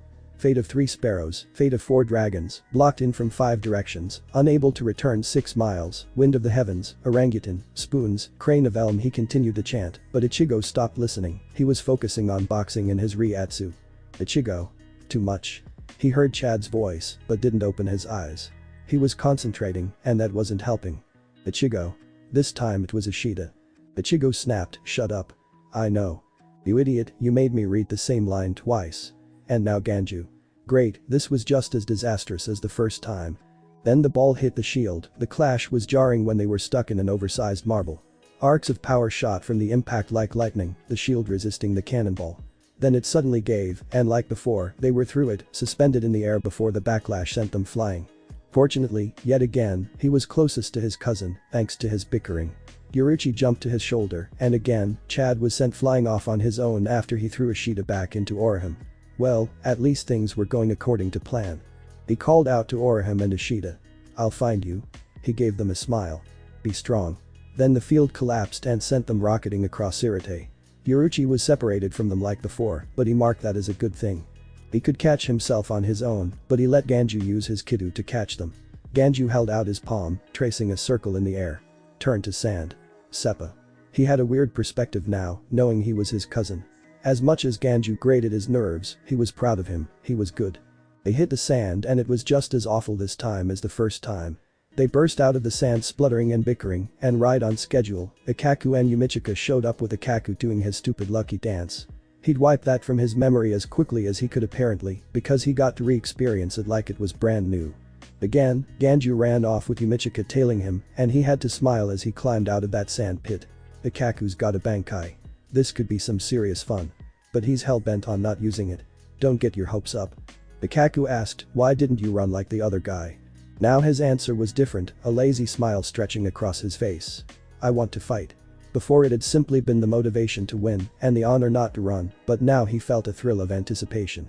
Ikkaku swung first, the sword cutting where he'd just been standing.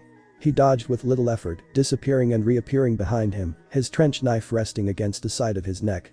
You can do better than that, Ikkaku. The Shinigami whirled, lashing out with both his sheath and his Zanpakuto.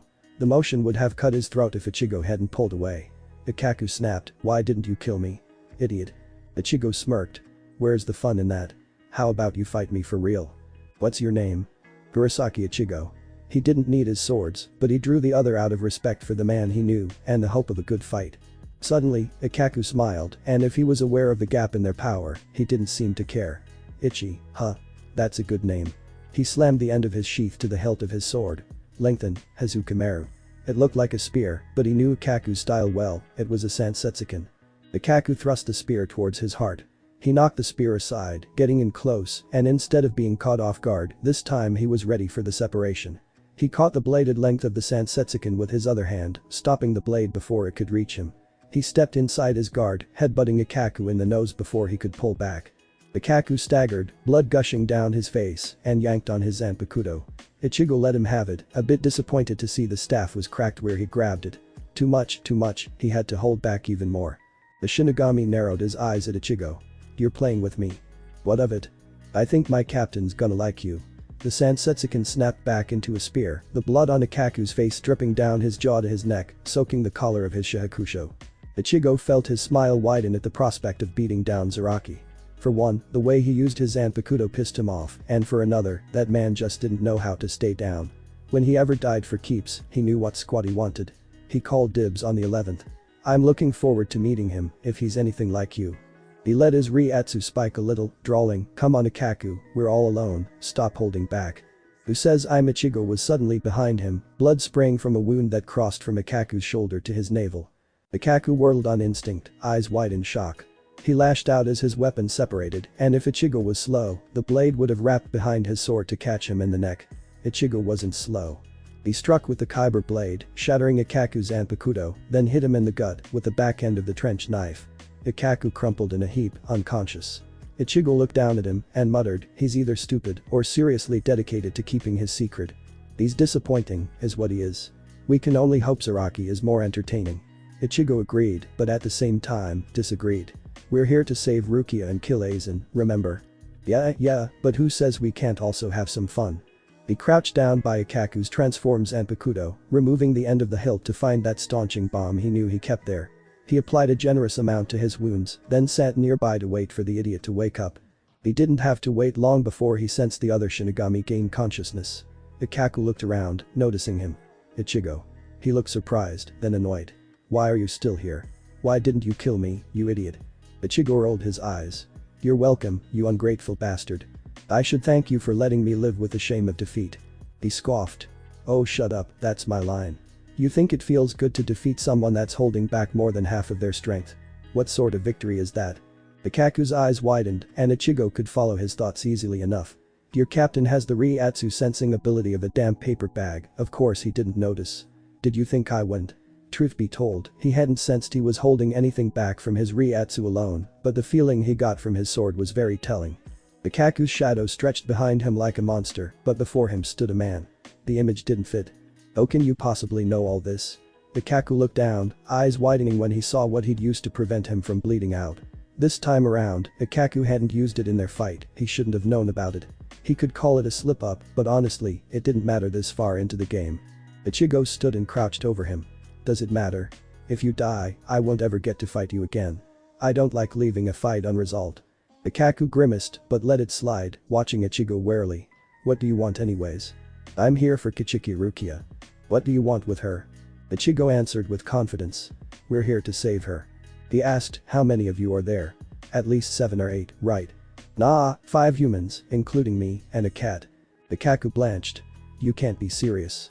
He burst out laughing, and Ichigo's expression soured. You're one to judge, didn't I just kick your ass? Ikkaku laughed harder. Are you stupid? Ichigo scowled and stood. Well, if you're going to laugh at me, I'll just be going then.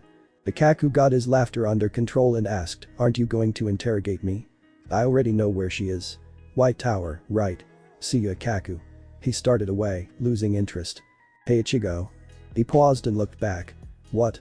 I hope my captain lives up to your expectations. He grinned. If you live, we'll fight sometime. Yeah.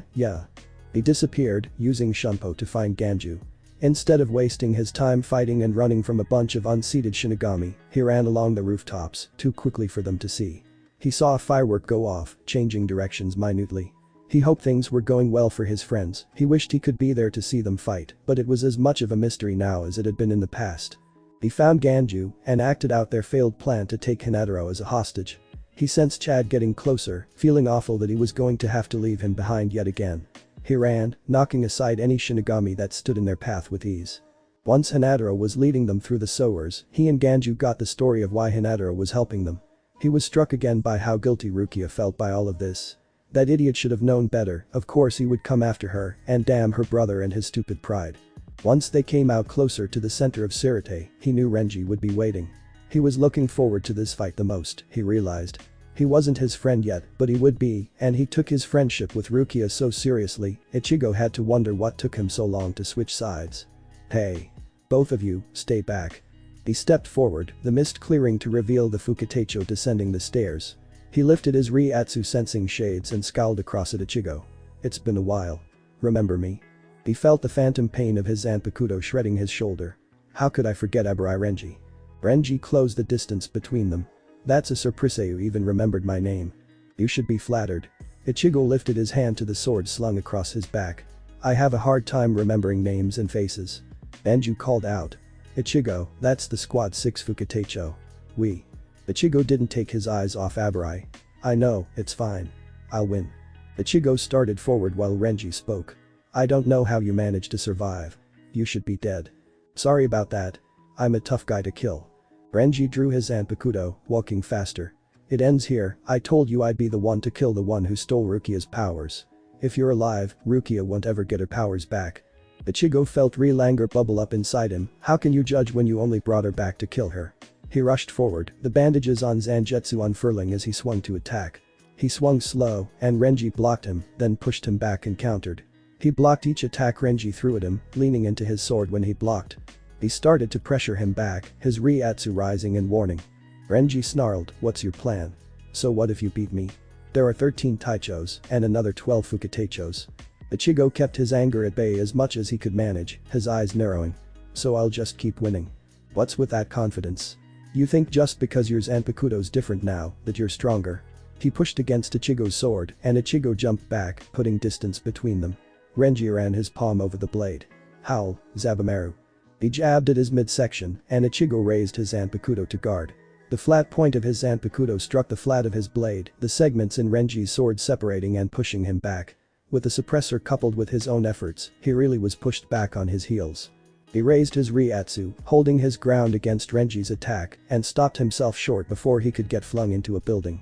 It would be pretty suspicious to get thrown and then emerge without a scratch. Ichigo jerked his sword to the side, forcing Renji's sword back, the links crumpling like an accordion under his strength. "You were going to say I was underestimating your power. I know exactly who I'm facing. Even without the seal, I'm stronger than you. I'll save Rukia." Renji's face twisted in rage, whipping his sword back, then throwing it forward in another ranged attack. "Shut up. The guy that stole Rukia's powers doesn't get to pretend to give a shit." Ichigo calmly sidestepped his attack, then the next. That made 3. Renji pulled his sword back, the link snapping together. Renji was angry, his attacks were sloppy, he knew he was better than this. "Who says I'm pretending?" Renji attacked him again. "It's your fault." Ichigo knocked the sword aside, calmly closing the distance between them. He dodged with Shunpo when he lashed out again, appearing to the side. "You think I don't know that? What do you think I'm doing here?" Renji looked surprised, he knew the Fukateicho hadn't been able to follow his speed. He was faster than Byakuya, and Renji still couldn't beat the captain. Ichigo let his reiatsu rise, the pressure weighing down on Renji. "I'll save her." The Fukateicho shifted to the defensive, sensing the gap in their power as Ichigo's reiatsu whipped around them both. Ichigo disappeared, reappearing inches away from Renji. "Sorry Renji." He hit him in the chest with an open palm and a burst of reiatsu. The redeed went flying back, hitting the wall and sliding to the ground with a gasp of pain. Ichigo put his sword away with a frown, the bandage tightening in a makeshift sheath. Renji wasn't going to be getting up for a while. He'd hit him hard enough to break a few ribs, and the reiatsu in his attack was enough to hammer Renji like he'd been hit by a bus. He hadn't wanted to break his Zanpakuto or hurt him too badly. Renji was a good friend, losing so utterly would wound his pride, but they wanted the same things, there was no reason to put him at death's door. He started to turn away, but Renji, damn him, struggled to his feet. He coughed up blood, willing himself to move. He paused to face him. Renji stayed down. His friend struggled to reach him, but fell short, his knees hitting the ground. He swore loudly. "Kurosaki. I'm swallowing my pride and I'm asking Yaos of Rukia." Ichigo's eyes softened, not wanting to take pity on his friend, but it was there anyway. "You don't have to beg Renji. I'll save her. I promise." As if needing to hear that promise was the only thing keeping him standing, Abarai collapsed in a heap. He turned back to Hinataro and Ganju, both of which were staring at him in awe and fear. He supposed it was weird to thrash a Fukateicho with so little effort, but it didn't feel good when he knew he was a friend. Hinataro stammered, "What or why you?" Ichigo glanced in the direction of the squad running in their direction. "Ah, we need to go. Hinataro, do you know a way out?" He was unconscious for this last time, he had no idea where to go next. "Why yeah. Follow me." He ran with him back to the sowers, immediately lost in the maze they ran through. How Hinataro could make heads or tails of this place, he'd never know. They stopped once they were a reasonable distance away, Ganju turning to face him with a scowl. "Just how strong are you? Nothing seems to scare you." Ichigo dodged the question. "What good does fear do? You know what I mean." Ichigo stared at him, then sighed. "You wouldn't believe me." He looked between them, feeling like dirt for using them. At least, that's what it felt like. They stuck with him so far, they deserved some truth. "I came here to save Rukia, but that's not the whole story. I came here to kill someone as well." Hinataro's eyes widened, taking a small step back. Ichigo sighed. "Don't look at me like that, Hinataro. I wouldn't hurt my friends." He paused, struggling to find the words to describe an evil that had ruined his life. "I came here to kill someone that would cause a lot of suffering if he was allowed to live." Hinataro trembled, but he asked anyway. "Who?" The kid had a lot of courage, for someone people dismissed as a coward. Ichigo wanted to look away, he didn't like shutting his friends out, it felt wrong. I can't tell you. I probably shouldn't have even told you that much. He looked at Hinataro, then Ganju. I'm asking you to trust me. For a moment, Ichigo thought Ganju was going to shut him down, then his cousin sighed. Geez, no need to get so serious, we weren't going to leave. Right, Hinataro. Hinataro looked surprised to be called out, but straightened. Why yeah. I want to help save Rukia. Ichigo smiled. So let's go save the pipsqueak. Lead the way, Hinataro. Hinataro still seemed flustered having a role to play, but Ichigo could see how determined he was to help. He led them deeper through the tunnels, emerging to climb the staircase towards Senzakusha Shinro and the deserted ring of buildings where he knew he would face Zaraki. Just as they crossed into the buildings, Zaraki's reiatsu crashed down on them. Ichigo's heart raced, a smile stretching across his face. His hollow's laughter echoed in his head, his excitement becoming his own. He turned to Ganju and Hinataro, still not able to wipe the smile from his face. They flinched, and he pretended he didn't notice. Run ahead, I'll catch up to you. He's not interested in you too. Ganju looked about to argue, then nodded. He grabbed Hinataro, throwing him over his shoulder and running ahead. Ichigo buzzed away in a flurry of shunpo, stopping on top of one of the higher roofs. The killing intent Zaraki was throwing around made it easy to find him, he just hoped Ganju and Hinataro got far enough away that they wouldn't be affected. Yo. You must be Zaraki. You that Ryoka I've been looking for? Zaraki's eyes were sharp as he remembered them. The man was a mountain, he was surprised he'd managed to beat him in the past. Ikkaku told me about you. Ichigo raised his reiatsu, his hand going for the hilt of his kyber sword. The bandages unraveled as he brought the blade up to rest on his shoulders. We gonna fight or chat? Zaraki stood, Yuichiro jumping back with a wave. Have fun Ken-chan. Drawing his sword, Zaraki laughed. What a cocky brat, you're full of openings. Ichigo let his reiatsu swing towards his hollow powers, his eyes bleeding black. Then how about you stop blathering and attack me? Zaraki moved, and while he was fast, Ichigo wasn't concerned. Zaraki's battered Zanpakuto struck him in the chest, but stopped short without cutting him. He could have used Blood Vein, but his Hiero was plenty to handle Zaraki. His smile turned savage. You gonna cut me like that? Feels good to be on the other end, don't it? He could still remember his shock when his sword had failed to cut Zaraki. He thought for sure he was going to die.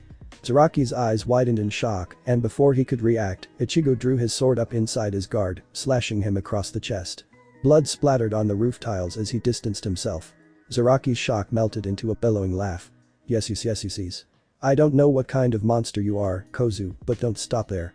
He tore off his eye patch, his reiatsu spiking despite the blood pouring from his chest. Ichigo let his iron control over his reiatsu slip even more. It was like dropping a weight, then trying to catch the rope before it hit the ground. It was difficult not to let his power return to where it should be, but he didn't need Aizen to consider him enough of a threat to divert his plans. Zaraki lifted his sword to attack, and Ichigo disappeared, slashing his back. Where are you looking? On instinct alone, Zaraki anticipated where he would be, his blade slashing at Ichigo, but his Hiero kept his sword from cutting. He snarled. You think a man that doesn't even know the name of his Zanpakuto can cut me? He blurred out of sight, dodging Zaraki's follow-up attack. He really did fight like a demon, but Grimmjow fought harder, this was child's play. Zaraki bellowed, stop moving so damn much. Ichigo dodged each jab and slash of Zaraki's Zanpakuto. He didn't need to, but he was riling him up. He jumped, moving too fast to see, and cut him across his shoulder. Is that all you've got, Zaraki? Pathetic. The captain swung at him again and again, getting closer out of instinct alone. He was dangerous enough as a mad dog, if he ever attained true Shikai, if he ever got Bankai, he'd be a horror on the battlefield. Zaraki grabbed his sword, the crazy bastard, using it to pull him in for an attack. He'd seen this before, and he was ready. He drew the trench knife, blocking his jab, their blades grinding against each other. He forced his guard open, slashing through his midsection. Zaraki was pushed back, his hand slipping from his blade in a gush of blood. His cuts weren't so deep Zaraki would bleed out mid-fight, but they weren't scratches either. Look at that, you got me to draw both swords. He pressured him, whirling with both swords. He didn't go easy on Zaraki, the Taicho didn't understand his Zanpakuto, he didn't deserve to win. The man still laughed, half mad with the prospect of finding someone stronger than him. Zaraki was drenched in blood, but Ichigo knew he wouldn't go down, not unless he finished this. You really can't hear that. Zaraki snapped, hear what? Ichigo narrowed his eyes, still hollow-like and dark. Your Zanpakuto is screaming. Sewing what? It's a tool. He gathered his energy in for an attack, yellow reiatsu cloaking him like fire. And that's why you're weak. He raised his sword, black and red reiatsu gathering in and around his blade, eager to draw blood. Jutsuga. He lunged forward and brought his blade down at the same time as Zaraki. Tensho. His reiatsu exploded, wiping out Zaraki's attack in a column of power that could be seen from the far edges of Seireitei. The shreds of Zaraki's power passed harmlessly over his skin and sword, dissipating under the pressure of his power. Might have overdone it a bit there, King. Ichigo hefted his sword over his shoulder, staring down at Zaraki. His sword was in two pieces, the man himself lying in a growing pool of blood. He pissed me off. You think he's dead? Ichiru appeared in a flurry of shunpo across from him. Ken-chan won't die, he has to fight you again. She folded over in a bow. Thank you. Because of you, Ken-chan had so much fun. Ichigo replaced the sword on his back and heaved a sigh. When he wakes up, you tell him I won't fight him again unless he knows the name of his Zanpakuto. Otherwise he'll just be wasting my time. She bent down, hoisting Zaraki up on his shoulder to take him away. Ken-chan would love to play again, I'll be sure to tell him. Thanks again, Ichi. She braced herself and kicked off the ground, bounding up the buildings to the rooftops to take the injured Taicho to the 4th Division barracks. Ichigo noticed familiar reiatsu nearby, looking around at the buildings. Yurichi. She appeared beside him, contemplating the blood spattering the ground. Was it wise to let him live? Ichigo scoffed. We'll need someone like him in the future. Plus, he's not half bad once you get past the murderous psycho part. She looked up at him. Are we talking about the same person? She hopped up on his shoulder and changed the subject. I'm pretty sure all of Seireitei felt your reiatsu just now, is that really okay?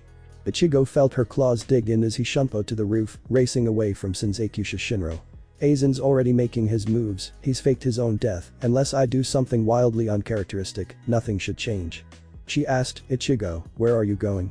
It didn't take a genius to see he was running away from Seireitei Shinro. He frowned, the very act of leaving his friends behind tearing at his heart, but it had to be done. We can't save Rukia just yet or Hinataro, or Ganju. I can't just show up like this, Byakuya will be able to tell I'm holding back. Also if I go, I wouldn't be able to leave without taking Rukia with me, and that can't happen. I see. Ichigo continued, so I'm going to Urahara's secret hideout. That sounds so lame when you say it out loud. Her claws dug in a little deeper, and Ichigo winced. You know about the hideout? Obviously. Where do you think I trained for Bankai? He counted in his head. We only have 2 days until the execution, that's when Aizen will make his move. Realization crossed her face. Ichigo, you don't mean you achieved Bankai in 2 days? He looked over at her. Yeah. That's what I'm saying. How? I used that training method Urahara dreamt up. Soul Society was stupid to kick him out. She stared at him in disbelief. Even using Kisuke's technique, achieving Bankai in 2 days, after only had Shikai for a few days, that explains how you're so monstrously powerful. You're a frightening guy, Ichigo. He smiled. What's that face for? I'm on your side, remember? I wouldn't want to imagine if you weren't. They got to the hideout, and once Yurichi was in her human form and clothed, Ichigo raised his reiatsu to about the level he'd had it in the past. Yurichi asked about that, wondering if he was actually trying to get them found out, and was surprised to learn that he was. Renji trained for Bankai too, he was a lot closer than I was to achieving it, and he found me by sensing my reiatsu. He's supposed to fight Byakuya, and he's supposed to lose. He explained the rest of the events he knew based on what his friends had told him, and what he'd observed. He thought he might have been forgetting some things, but he remembered enough to let Yurichi know where he was going to be, and what she shouldn't prevent from happening. You know Aizen's Shikai? A frown clouded her features, confirming that suspicion. He never did release his Shikai around me. By then he had the Hogyoku. How do you plan to defeat him? He's arrogant, he'll expect that he's stronger than me, but without a complete awakened Hogyoku, he doesn't stand a chance. But if he releases his... He cut her off. If you're touching the blade, he can't hypnotize you, it's his one weakness. I won't let him run. Yurichi's eyes narrowed. I've only really come to know you from the future, but I have the feeling you're different. Would the old you be so prepared for this? No. Her look became thoughtful, but she let it drop. Get some sleep, Ichigo. She crossed over to him and jabbed him in the chest. And I do mean you, not the hollow. He opened his mouth to argue, but Yurichi's expression softened, and he paused. Ichigo. You can trust me, at least let me do something. Yurichi, you know, you helped me a lot in the past, I'd be dead if it wasn't for you. I'm just returning the favor. She put her hands on her and turned, hiding her expression. It doesn't count when I don't remember. You haven't changed. She turned to look at him, but he was already across the room, propping his swords against the wall. He shook out the bedroll and then laid down on his side with his back to the room. Her eyes widened at the meaning behind that gesture. For someone like Ichigo, that meant more than words could explain. He really did trust her. He rested his head on his arm and tried to sleep, and he was more exhausted than he'd realized. His first time through, his battles had been filled with bouts of unconsciousness, but this time, he'd been awake and alert through all of it. He fell asleep faster than he thought he would have, but Yorichi's reiatsu was familiar and comforting. She was strong, she would protect him. He was jolted awake by an arm tied around his neck in a chokehold. He blinked, confused, staring down at Yorichi, his hands tied around her throat. Her hands tried to pry his off, but his reiatsu was a heavy blanket pressing down around them. Her eyes were rolling back in her head, drool wetting her chin. She was seconds away from falling unconscious, and he remembered none of it. His hand snapped back like he'd been burned, and the arm around his neck tightened in warning, dragging him away from her. His hollow spoke from behind him. "You okay, Yorichi?" She rolled to her side and coughed, holding herself up on trembling arms. She wiped her mouth with the back of her arm, catching her breath.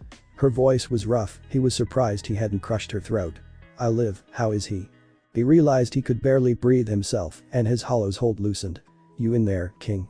He was drenched in sweat, his own voice sounding hoarse. "What happened?" "Nightmare. Something about Seireitei." "Shit."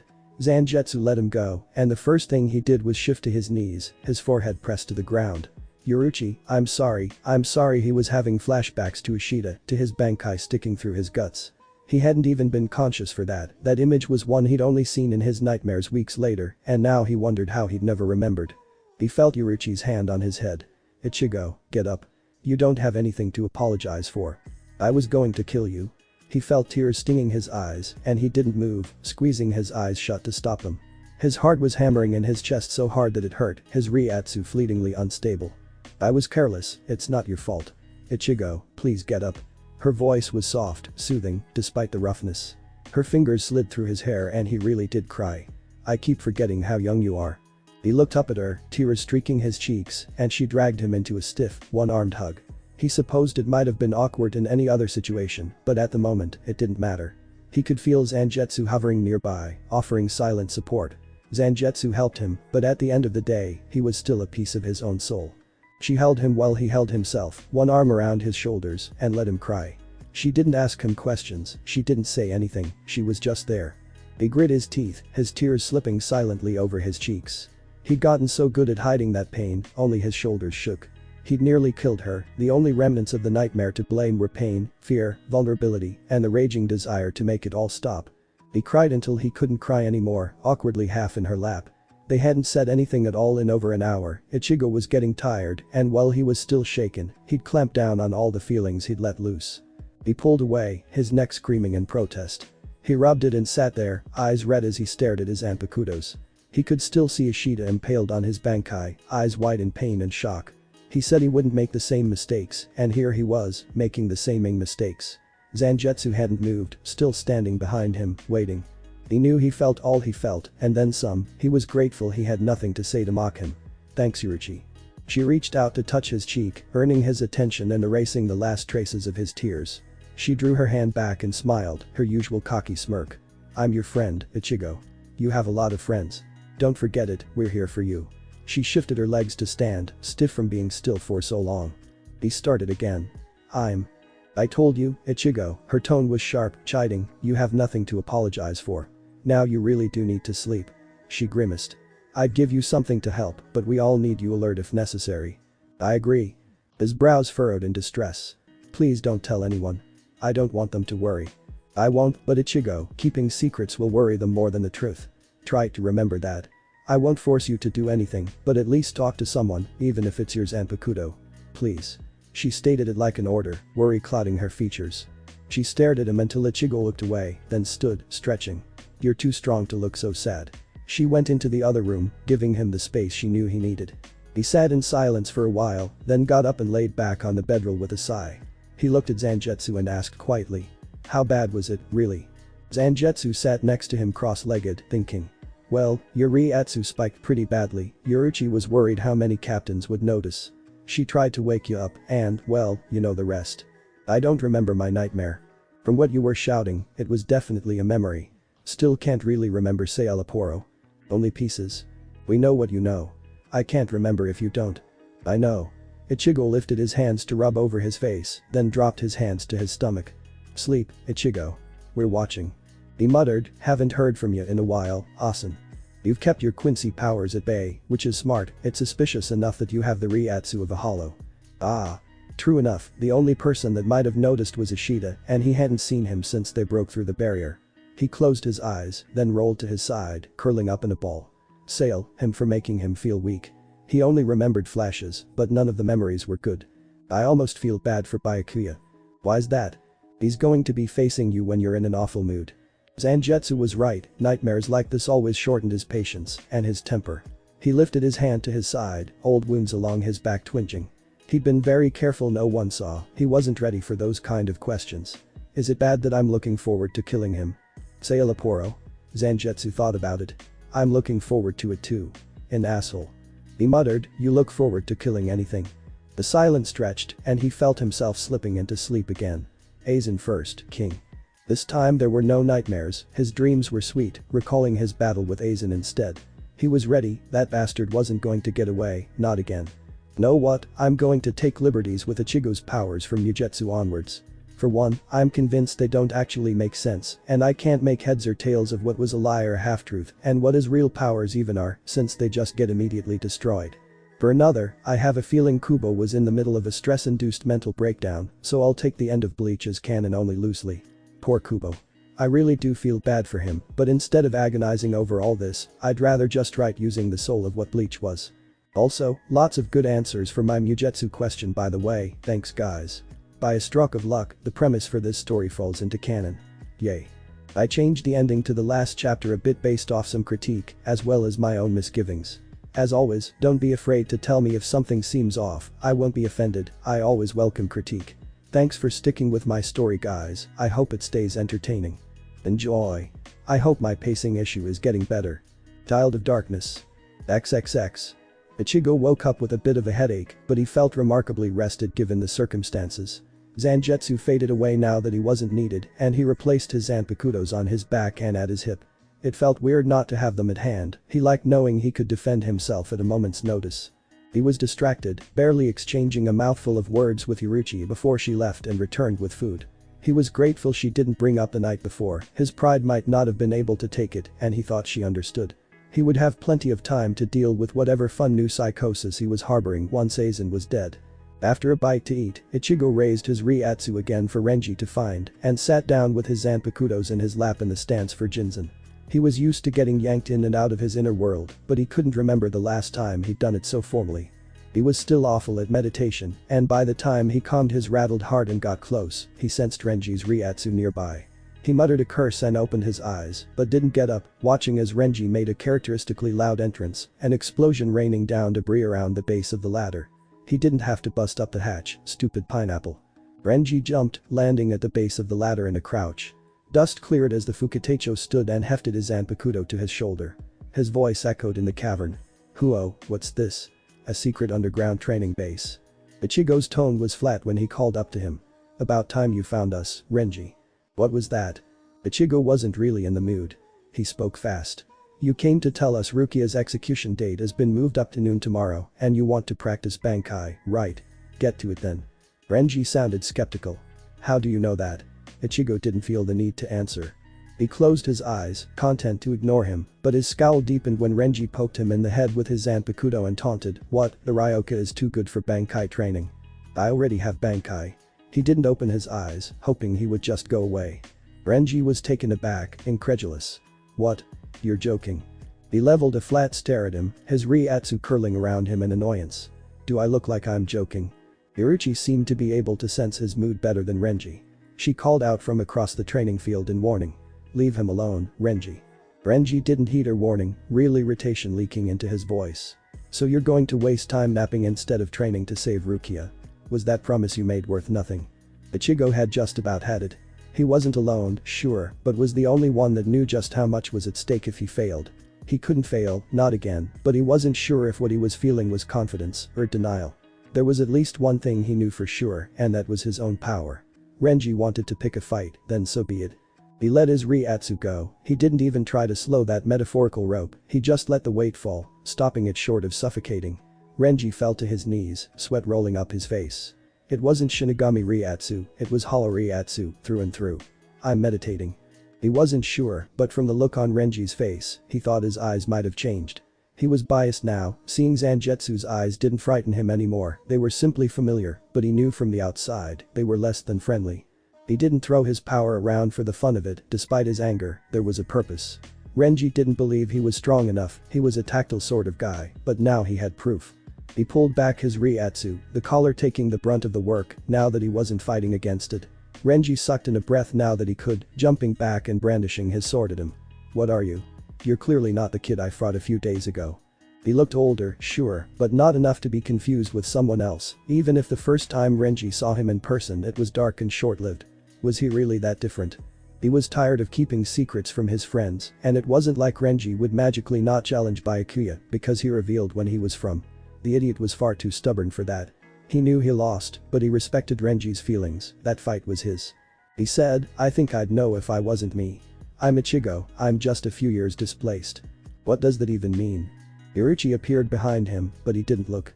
She confirmed what he said. He's from the future, he's telling the truth. That's crazy, you're crazy. How? Not important. Ichigo cut him off, closing his eyes again. I'm a visored. A Shinigami hollow hybrid. A pissed off visored, so let me meditate. Renji was silent for a moment and Ichigo hoped that meant he would leave. He was mistaken. So you know what's gonna happen? Yes. Oui. Yes. Ichigo struggled to stare laxed and manifested Zangetsu, which earned a startled yelp from Renji. Zangetsu sauntered closer, his eyes narrowed in the promise of violence. You really do want to back off now. Go achieve Bankai, King sorting out his headspace, makes him testy. The closer Zangetsu got to Renji, the farther away the Fukatecho moved, which was their plan to begin with. He'd really only done it to prove he'd mastered Bankai, so maybe he'd have more backing to his story. Renji summoned his own Zanpakuto spirit and Ichigo thought that meant he was going to bugger off to train. He was wrong. He asked, why's your Zanpakuto look like you? Visored. It was a half-truth, but neither Zangetsu nor Ichigo felt the need to elaborate. Hopefully he doesn't notice you only carry one sword and I carry two. That would be annoying to explain. Zangetsu disappeared back into his mind. He doesn't seem that sharp, but who cares, he's not one of the ones you need to hide that from, is it? Iruchi spoke up from somewhere behind him. Actually, what are you doing? Ichigo had far more patience with Iruchi than Renji. Renji hovered nearby to hear his answer, not that he cared. When I fight, he's going to be watching. I'll need to be able to Holofi without raising too much suspicion. If he sees I've become a perfected hybrid, he may alter his plan. Consequently, dabbling around with my hollow powers makes me cranky, which is why I'm trying to do this in Jinzen. He raised his voice at the end for Renji's benefit. Napping, PSH. His abrupt reacquaintance with old memories hadn't helped his mood much either, but throwing his reiatsu out of whack was what made him nearly lose his mind the first time around. Luckily, his hollow now had an understanding with him, this wasn't a struggle for control anymore, even if Zangetsu still insisted on calling him king. From what he understood, his relationship with his inner spirits was strange, but it worked well enough for him. Now can I meditate? There were no objections, so he pushed his heart back down towards his sword and his mindscape. It took a few minutes to relax enough to do it, but he managed. He opened his eyes in his inner world, almost nose to nose with Zangetsu. He stepped back by instinct, but to his credit, he didn't yelp. Don't do that. His hollow's yellow eyes narrowed in a smirk, not in the least bit repentant. Ichigo looked around and noted the lack of Zangetsu no Asen. Where is he? Holding back your Quincy power for you since you suck at it. Oh. Think you can be bothered to hold back so I don't fully transform? Just the mask. He crossed his arms and gave him a flatly judgmental look. It's your power, King. Ichigo sighed. You know what I mean. I can't let my Quincy reiatsu out, which is usually how I'd suppress and control my hollow form. I've never held back both before, and even with the suppressor, pulling out my mask might break the thing. So in what? Zangetsu still failed to see how too much power was a problem. Aizen shows up right after you defeat Byakuya anyway. And back then Aizen knew I was weak. I don't know how he was watching me, but the fact remains that he was. His plans might change if he realizes he's underestimated me. He won't take it out on us, he'll go after my friends. You know the one I want to protect is you. Ichigo tightened his jaw, and Zangetsu matched his resolve with his own. This was an old fight, and a concept Zangetsu only swayed on when Ichigo's life wasn't on the line. You saw what happened when I lost everyone. Protecting them is protecting me. I ain't that complicated, King. I want you to live. You're alive, ain't ya? His face twisted into a snarl, baring blackened teeth and challenging Ichigo to fight him on it. Ah. I'm alive. This wasn't a fight he could win, his hollow was as stubborn as he was. He looked to the side, out at the stars and the skyscrapers that were slowly but steadily sinking into the sand, sinking deeper with every nightmare and doubt. He fought it, but after so long, he simply ignored it. That might not have been wise, but he didn't have time to stop and sort out his feelings. But this desert is the alternative, they almost missed the rain. The death of his sisters burned away his despair with the fire of rage, and what was left in the ashes was so much worse. He'd never recovered from that failure. Was this what you wanted? He knew it wasn't, he didn't expect an answer. Zangetsu's anger melted away, replaced with a look Ichigo understood, but couldn't name. They understood each other, because they were the same. Zangetsu wanted to protect him, and Ichigo's failure was also his failure.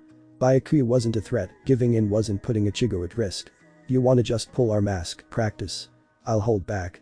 Ichigo knew this fight wasn't over, it was only ever on hold. It would come back full force eventually. He felt the reserve of his Shinigami power recede even further, something that both Ichigo and Zangetsu didn't enjoy, but Ichigo knew it was necessary. Thanks Zangetsu. Don't thank me, you an idiot. Get better. He sat to watch, a scowl on his face. Ichigo knew he hated this, at least he was humoring him. He didn't necessarily enjoy it either, but he needed to learn control eventually, and he'd never bothered. He finally understood Aizen, the bastard, when he goaded them on Sankaioku Hill. It was hard to hold back when you had so much power you could cleave mountains with a swing of your sword. He lifted his hand over his face and a claw and pulled. Black reiatsu condensed underneath his palm and formed into a mask, two thick black stripes running down over each eye, cascading down over sharp cheekbones, bony teeth then over the jaw of the mask. Two boned white bull horns cut forward from the mask in sharp angles with a vein of black running through them. Instead of the transformation ending at his mask, black lines cut down his neck, veering towards his chest. His hair lengthened, his fingers sharpening into claws, and he doubled over with a low, hollow-sounding growl of frustration. Zangetsu inversely mirrored Ichigo's transformation, a black mask with white stripes forming on his face. His eyes narrowed at the strain of limiting their reserves when their power multiplied. This was Zangetsu no Asen's specialty, especially after he'd been doing it for most of Ichigo's life.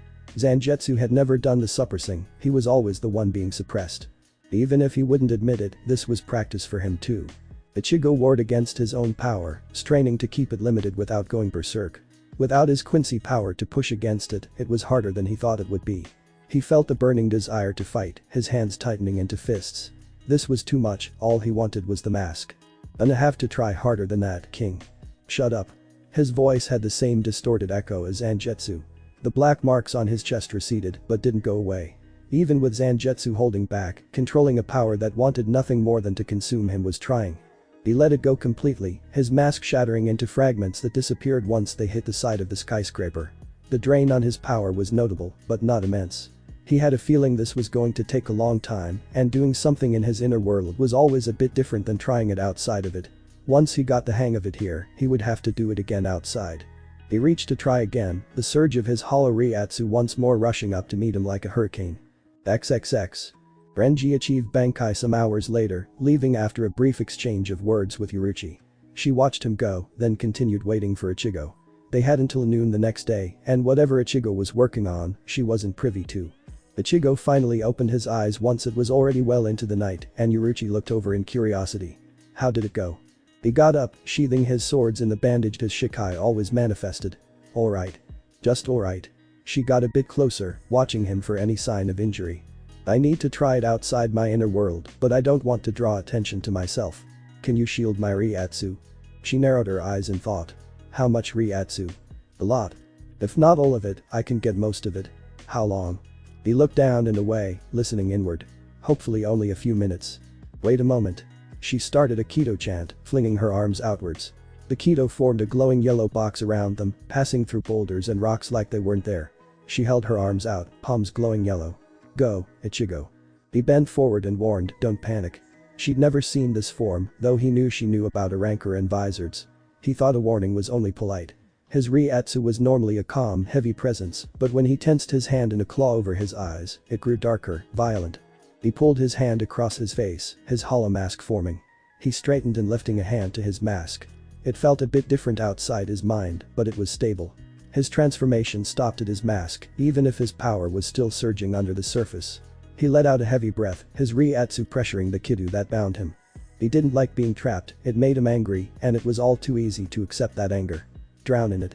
He looked up at Yuruchi, yellow her eyes framed in black, her eyes wide. He was expecting that, he didn't really look like an ally when he was like this, and he thought this might be one of the first times she'd seen a visored in person. He let the mask shatter and forced the power away, content in the knowledge he could draw on it without completely transforming at all. It will get easier, Ichigo. The instant his dark reiatsu dissipated, she let the kiddo drop, trying not to show how shaken she was. Ichigo, what was that? Visored, remember? Just making sure I can hold back. I don't want to kill Byakuya, I just need to win. He gave her space while she got absorbed that knowledge. How long until Rukia's execution? She answered tonelessly. 6 hours. Ichigo nodded, not looking forward to sleep, but if he wanted to be at his best, he'd need some before he faced Byakuya and Aizen. He needed to replenish his Ryoryoku. Attempting holification for several hours was a bit exhausting. At least Renji was wearing down Byakuya a bit, and this time around, it wasn't his first time with a Bankai, and he was well aware of Byakuya's abilities, from his Bankai to his Kiddo. He didn't stand a chance. He turned his back to her, retreating to the side room to sleep. Then I'll see you in a few hours. She let him go without comment, and this time, Ichigo had Zangetsu take control. He could experiment with his nightmares later, but for now, he just needed to replenish his stamina. He was so close to killing Aizen he was nearly shaking with anticipation. Soon, King. Sleep. XXX. Ichigo parted ways with Yuruchi sometime that morning, and he now waited a couple of miles away from Sankaioku Hill. His shunpo was quick enough to get him between the Sankaioku and Rukia in time, and he didn't want the captains to notice him.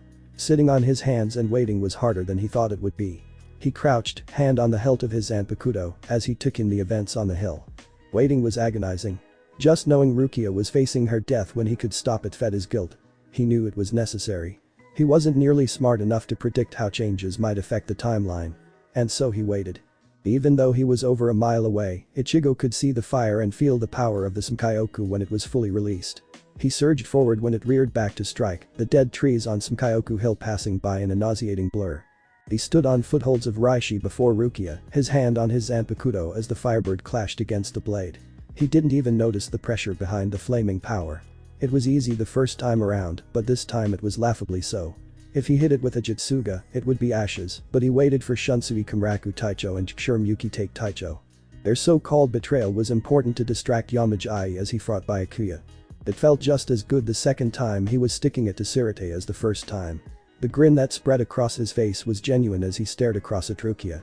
His chest tightened, seeing her alive after so long, but he was far too happy to see her to let those feelings show. She opened her eyes in confusion, fully expecting to be dead. She blinked and took in his silhouette in wide-eyed surprise. Yo. Ichigo. Her expression crumpled in pain, and his heart ached in empathy. He understood those feelings all too well, but he didn't let his confident smirk slip. Both of them couldn't fall to pieces. Rukia needed him. Orihime, Ishida, Chad, Renji, everyone. He couldn't slip. Not yet. She gathered herself impressively fast, he'd always admired her strength. You idiot. Why did you come here? You should know you can't defeat my brother. You'll be killed this time for sure. He was expecting her little tirade, and while her heart was in the right place, he knew he would win, just like he had known the first time he'd stood between Rukia and the Sankaioku. I'm resigned to my fate, I don't need you to rescue me. Go home. His smile softened to hear her shout at him again. It was skewed with her about to be executed, but he'd missed this. The Sankaioku backed off, but this time he expected it, swaying forward as it prepared to attack again. He turned, sword drawn, and prepared to counter, but he knew that unless something drastic had changed the timeline, Shunsui and Yukitake would pull through and destroy it. Come on. Ichigo. Enough. He ignored her concerns just as baseless as the first time. You'll be torn to pieces. Ichigo. The Sankaioku lunged, and he braced himself in case they were late. The fiery inferno grew closer, his eyes narrowing in annoyance rather than concentration. Just like before, the rope spiraled around its neck, stopping it short. He watched as the two Taichos completed the ritual to destroy the firebird, the rope unraveling until it reached its neck and the firebird burst, utterly destroyed. Fire rained down on the hill and he smiled. Good timing. He flipped back to land on the Sankaioku stand, raising his Zanpakuto and his reiatsu with it to destroy the thing. Rukia cried, Ichigo, what are you doing? He swung his Zanpakuto by the bandages, answering. Isn't it obvious, Rukia? His reiatsu spiked when he caught the handle, Zangetsu angled to strike. Just shut up and watch. He drove it down into the stand with a nameless Jutsuga Tensho. Blue energy ripped through it, obliterating any Kidu in its way. The sound was deafening, a shockwave tearing through the sky around Hogyoku Hill, smashing straight through the plateau in an explosion of dust. The satisfaction of destroying the thing that was about to steal his friend away made his heart pound. Good riddance. He caught Rukia before she could fall, carrying her under his arm as he had the first time. She was so small, but he knew she wasn't weak. It pissed him off to know that she was helpless, nearly human, all by the hand of Seireitei and their laws. She wasn't a criminal, she was a hero. She'd saved his family, she'd led him down the path that had granted him power. He'd failed once, but he wouldn't fail again, he wouldn't squander the gift she'd given him. Lever hefted on one shoulder, he groused, "Don't save me, you said, go home, you said. You talk too much. I already told you, I'm rejecting all your requests. I'm saving you, Rukia." He pretended not to notice her tears. "I'm not going to thank you, idiot." Ah. She deserved a minute, she thought she was going to die, and now she was saved. He knew how jarring that felt. Rukia, ever the voice of reason, voiced her concerns. "Ichigo, how are we going to escape? We'll run away. They're captains," she argued. "So we'll beat them up, then run away." He looked up. "It's not just me, it's Orihime, Ishida, Chad, Hinataro, Ganju, Renji'll rescue everyone, then we'll go home." His answer felt nostalgic, and his determination at backing up that promise was stronger than it had ever been. He noticed some action down below, smirking when he caught sight of Renji. He called, "Oi. I was wondering when you'd get here, Renji." Rukia called his name, more than surprised to see her friend than he was. The redhead called back. Who else was gonna rescue Rukia? He smiled and lifted Rukia by the belt, much to Rukia and Renji's panic. He threw Rukia straight at Renji, knowing they'd both be fine. Her screech echoed all the way to Renji's arms, crashing into him and sending them both flying. They shouted up at him in protest. He ignored their complaints and called out to Renji. "Don't let her go, no matter what." The reminder was enough to send Renji on his way, lifting Rukia in his arms and running for the edge of Hogyoku Hill. Again, Soifin ordered the Fukutechos to chase after him, and he was just as unimpressed now as he was in the past. In a single step, he was between them and his escaping friends. He spun his cleaver around, stabbing it into the ground. He stopped them all with well-placed attacks, shattering their Zanpakuto. It was pitifully easy. Even if they hit him, their Zanpakutos wouldn't have hurt him. They were so strong during the war, he'd nearly forgotten how weak they were before it. He felt a stab of guilt at how hard he hit one of them, annoyed that he couldn't remember the Fukutecho's name. He felt Byakuya closing the distance, lifting his Zanpakuto to block his attack. He faced the Taicho and smiled, thrilled by the look of confusion on the Taicho's face. Crick probably hadn't had his sword stopped like that in years. "Oi, is that all you've got, Byakuya?" He felt Byakuya closing the distance, lifting his Zanpakuto to block his attack. He faced the Taicho and smiled, thrilled by the look of confusion on the Taicho's face. Crick probably hadn't had his sword stopped like that in years. "Oi, is that all you've got, Byakuya?" Byakuya questioned, "Why?" Ichigo frowned at him, anticipating the question. "Why do you keep trying to save Rukia?" "I'll answer you with another question. Why aren't you trying to save her? Aren't you her brother? A brother is supposed to protect his sister." He pushed forward, forcing Byakuya to take a step back. "What a foolish question. Even if I told you, someone like you would never understand."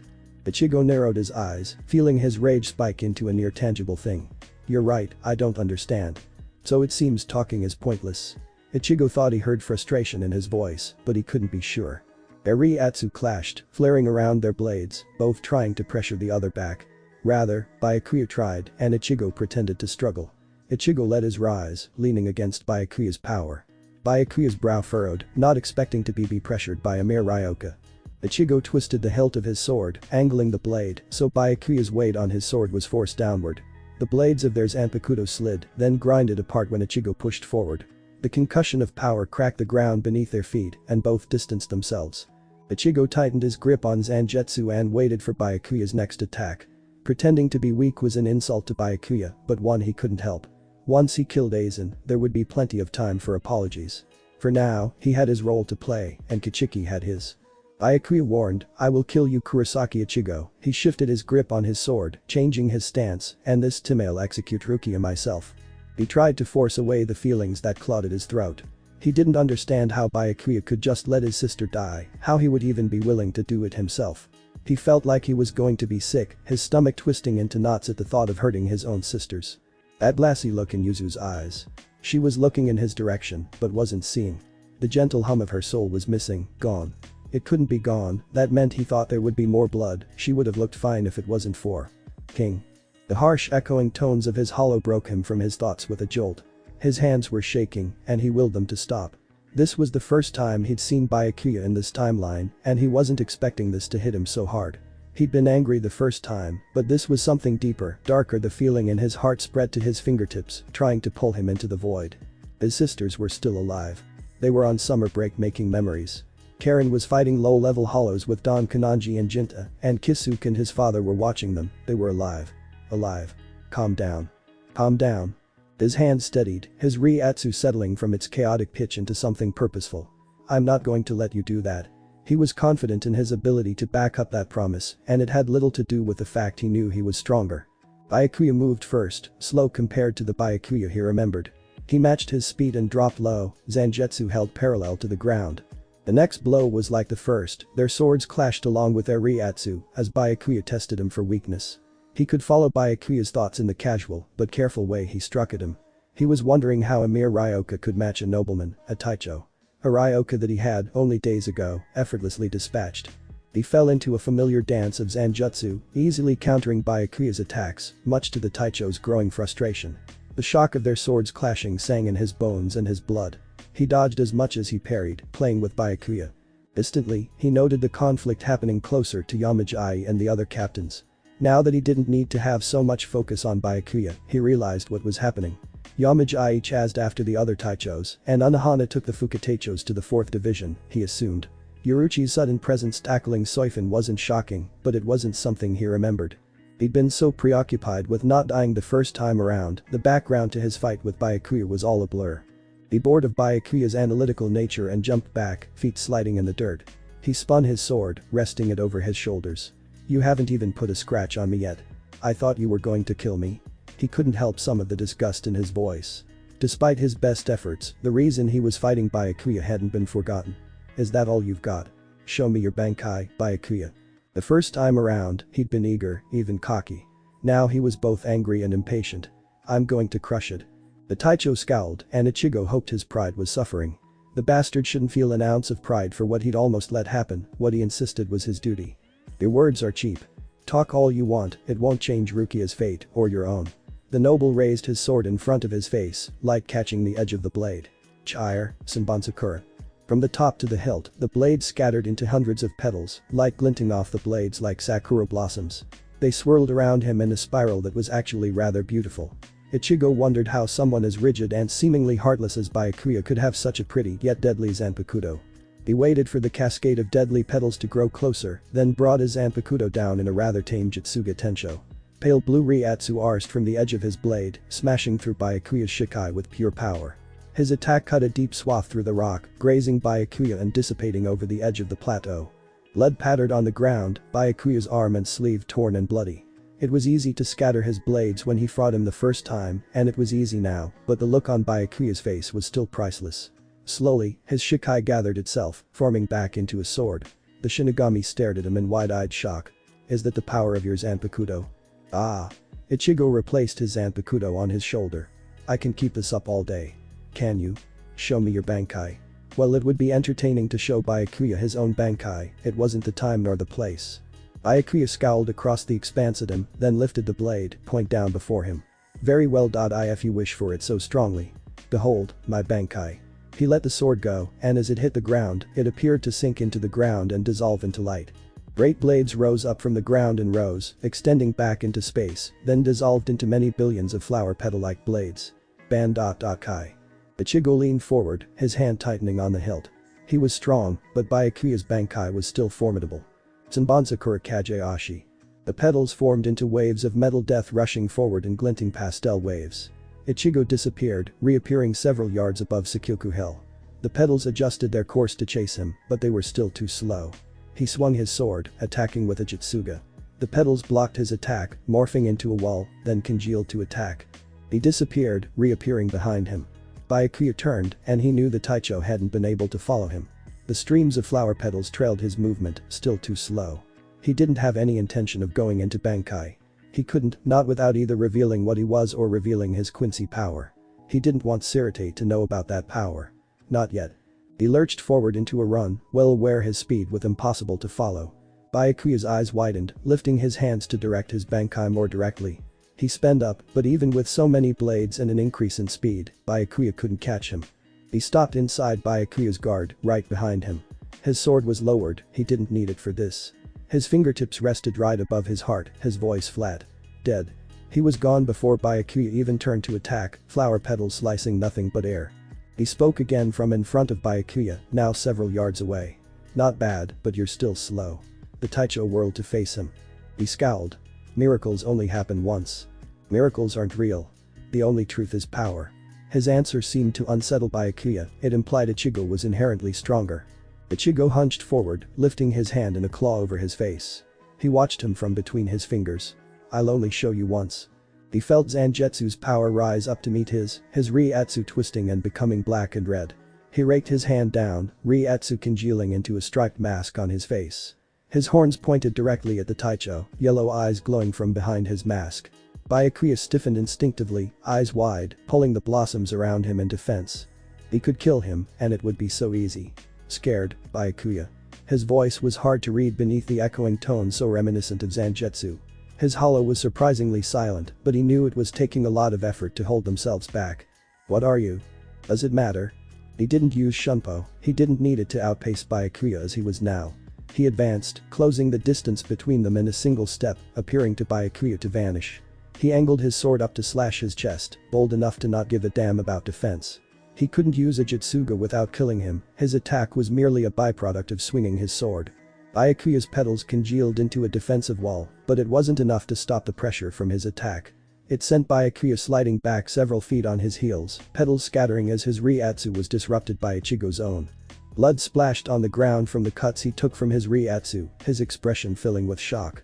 The Taicho lifted his hands to gather his defense once more, but Ichigo gave him no time to prepare. He slashed at him again and again, the number of petals steadily decreasing as they were crushed under his attacks. He felt his control slipping with each swing of his sword. Byakuya was being shredded by his attacks, his shahakusho in tatters. His grip on his bankai slipped, his reiatsu too low to maintain it. His sword returned to Shikai, blocking Ichigo's assault the best he could, but he was visibly pushed back. He waited for Ichigo to get close, and in the gap between his battering strikes, he pointed his finger at him and said, "Hadu number 4 Byakuya." Lightning crackled from his finger towards Ichigo's heart. He didn't bother blocking with his sword, he batted the Kidu away with his bare hand, the energy sizzling out in a cascade of sparks. Byakuya wasn't expecting his attack to be so easily destroyed, and now he was wide open. He advanced without pause, raising his sword and bringing him down at a diagonal. Byakuya raised his sword to block at the last second, but Zangetsu cleaned straight through without any resistance at all. He slashed straight across his chest, blood spraying from the wound. If he wasn't holding back, he would have killed him, but his blow barely grazed him. He went too easy on him. He's not our enemy. He lowered his sword, glaring across at Byakuya. He could tell he struggled to stay standing, but his pride and force of will held him up. His eyes narrowed in irritation, looking down at his broken Zanpakuto. You win, Kurosaki. Ichigo lowered his sword, the point dipping towards the ground. He let his mask dissipate, having no intention of pursuing the Taicho. He wanted to win, and he'd done so. He was restless, eager for his fight with Aizen, but he shoved off the brutal nature of his hollow power anyway. He turned to the side and sheathed his sword, making it clear their fight was over, and Byakuya retreated in a buzz of shunpo. His heart was racing, his hands clenched into fists. So close. So close. So close. Stay calm, Ichigo. I know, Asen. But knowing what he needed to do and actually doing it were two different things. He'd always been an instinctual fighter, and now his instincts were betraying him. He could feel the presence of his friends at the edge of the clearing. Ishida, Sato, Ganju, Orihime. Even Yuichiro and that guy. They were too far away during the fight to see him before, but now that his and Byakuya's power had died down, they ventured closer. They shouldn't be here, they would only be in the way. He felt a flicker of guilt at the thought, but it was no less true. The only one of his friends that might have been able to breathe if he raised his reiatsu was possibly Ishida, but he was without his powers. When they couldn't feel his power, it wouldn't matter, but unless they were above the level of a captain, he could hurt them on accident. Control was never his strong suit. He looked over at his friends, and whatever they saw on his face, they stopped short, uncertain. The only one who seemed to still be happy was Yuichiro. He closed his eyes and let out a slow breath. Calm down. He forced his hands to relax, but his nerves were still as hot as a live wire. He looked back over at them and offered a small, slightly disappointed smile. What are you doing here? Ishida gave him a thoughtful look while Orihime fumbled for words. Ah well, Kenpachi helped us escape and then this other guy started to fight him and we wanted to be sure you were okay, but it looks like you're fine. He knew they felt the change in his reiatsu, but to his relief, none of them seemed willing to ask about it. Yeah, I'm okay. He looked over Ganju and Ishida. It was weird seeing Ishida in Shinigami Black, he knew how much the Quincy must hate it. If he hadn't just broken out of prison, he might have stopped for a chance of clothes. You guys look like shit. Ishida pushed up his glasses, a little self-conscious, clearly. He shot Ganju a glare, left over from an argument Ichigo hadn't been privy to. Well, at least I won my fight.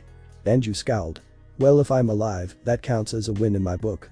Figures, the two would fight. Ishida didn't seem to get along with anyone in his family. He looked Orihime over. Are you okay? She blushed, gesturing wildly. I was kind of useless, but Ishida protected me. Zaraki carried me around. I'm fine. She appeared to still have a crush on him, which was a shame. His eyes flicked over to Ishida, noticing how he watched her. He was there for her, he lost her powers to protect her, and she hadn't even noticed. She was a smart girl, but just as blind as he was. I'm glad you're alright, I'm sorry. He cut her off before she could get started, sighing. Thank you, Inyo. His tone was gentle, careful. This wasn't the strong, headstrong Orihime he knew, it was strange to see her so uncertain. It might be too late to tell them to run away, they just weren't fast enough for how much time was left. Shit. He looked finished his fight with Byakuya with some time to spare, but things might be different now. Guys, this isn't over.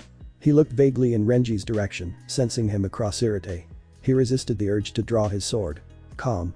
Ishida asked, what do you mean, Kurosaki? He chose his words carefully, turning back to look at them all equally. I know how hard you worked, I know how badly you want to help, but please I'm asking you to run away. I don't want to hurt you, or see you hurt. Or killed. Orihime's expression grew pained, smiling, but there was no joy in it. I see. We would just be in the way. He knew she understood, but that didn't make it sting any less. He steeled his resolve, not backing away from their feelings, their losses, or their pride. He knew this would be meaningless to Ganju, but he would know soon anyway. I got to see you all become so strong, it was an honor to fight with you then, and I know it will be an honor to fight with you again, so I'm asking you to wait. His eyes lingered on Ishida, the implication he would regain his powers and then summon his gaze. To his surprise, Sato spoke first. We'll be waiting for you, Ichigo. Win. The giant held up his hand in a thumbs up. Orihime's smile was less shaky. Kurosaki-kun. Ishida straightened. I have questions for you, Kurosaki. Don't go and get yourself killed before you can answer them. Ganju muttered, I have no idea what's going on. Ichigo's mouth turned up into a small smile. Ah. Now get out of here. Ichiro waved and screamed goodbye from Sato's shoulder. They turned and ran for the edge of Sakuku Hill, and it wasn't long before he was left standing in silence, the wind on the hilltop quietly howling. He hated this place. This was the place he'd learned Aizen's plans for him, the place his friend was almost executed, and the place that traitor had set on his path to destroying everything precious to him. He wanted to draw his kyber blade, but he needed his hands free. He knew that no matter what, Aizen had to come here. He was planning on negation for a quick escape, and with his plan to have Rukia executed failed, he would come here himself to remove the Hogyoku from her body before he fled. He wasn't going to let him touch Rukia, especially not when he knew he'd had to steal Kisuke's technique to remove the damn thing. Kisuke could fix her, and it would be far less traumatic than watching Aizen stick his hand into his friend's chest, her soul. The Kidu-powered announcement from Aizen echoed in his head. Attention, all Gate 13 captains, lieutenants, and all Ryoka. This is Squad 4 Aizen Katetsu Fukatecho. This is an emergency announcement from both me and Unohanaretsu Taicho. Everything I am about to tell you is the truth. Ichigo tuned her out and readied himself. He knew Aizen's betrayal inside and out. He only had another moment left. He let his power spike. About in time. The collar suppressor dissolved under the sudden flood of his reiatsu, rising too quickly to contain it. His power soared, but it was too late for Aizen to back out now. He was standing a few hundred yards beneath his escape route. He wouldn't get away without. He was going to die here and never hurt anyone again. He closed his eyes and focused, waiting. His heart hammered in his ears, but he paid careful attention to any differences in power around him. For a moment, there was silence, then the whirl of a powerful Kidu. The instant the Aizen and Jin appeared on the hilltop, Aizen's eyes were on him. He knew the man too well, he could see the confusion and curiosity in his eyes. It was the same curiosity a cat might show a butterfly before it flattened it underfoot. He wasn't the weak Ryoka boy he'd been when he fought him the first time around. This was an unevolved Aizen. He was weak. As he was now, the traitorous captain wouldn't even be able to fathom his reiatsu. He seemed harmless when his reiatsu couldn't be sensed, but he could see the man's instincts warning him of a threat.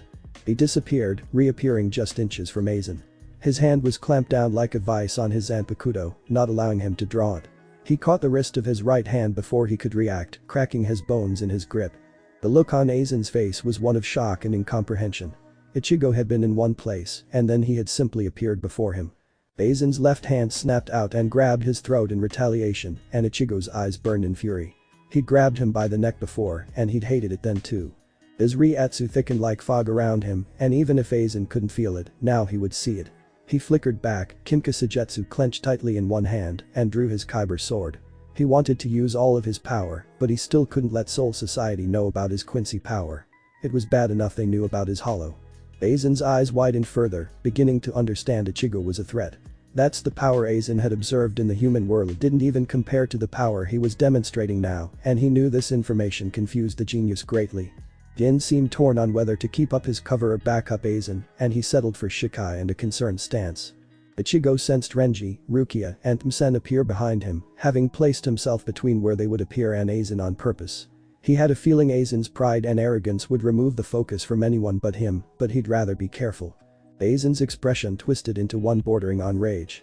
You have no reiatsu. How? He couldn't help but taunt him. Aizen has found something he doesn't understand. How must that feel, to come to the sudden realization that you are weak? He could feel the captains converging on their location.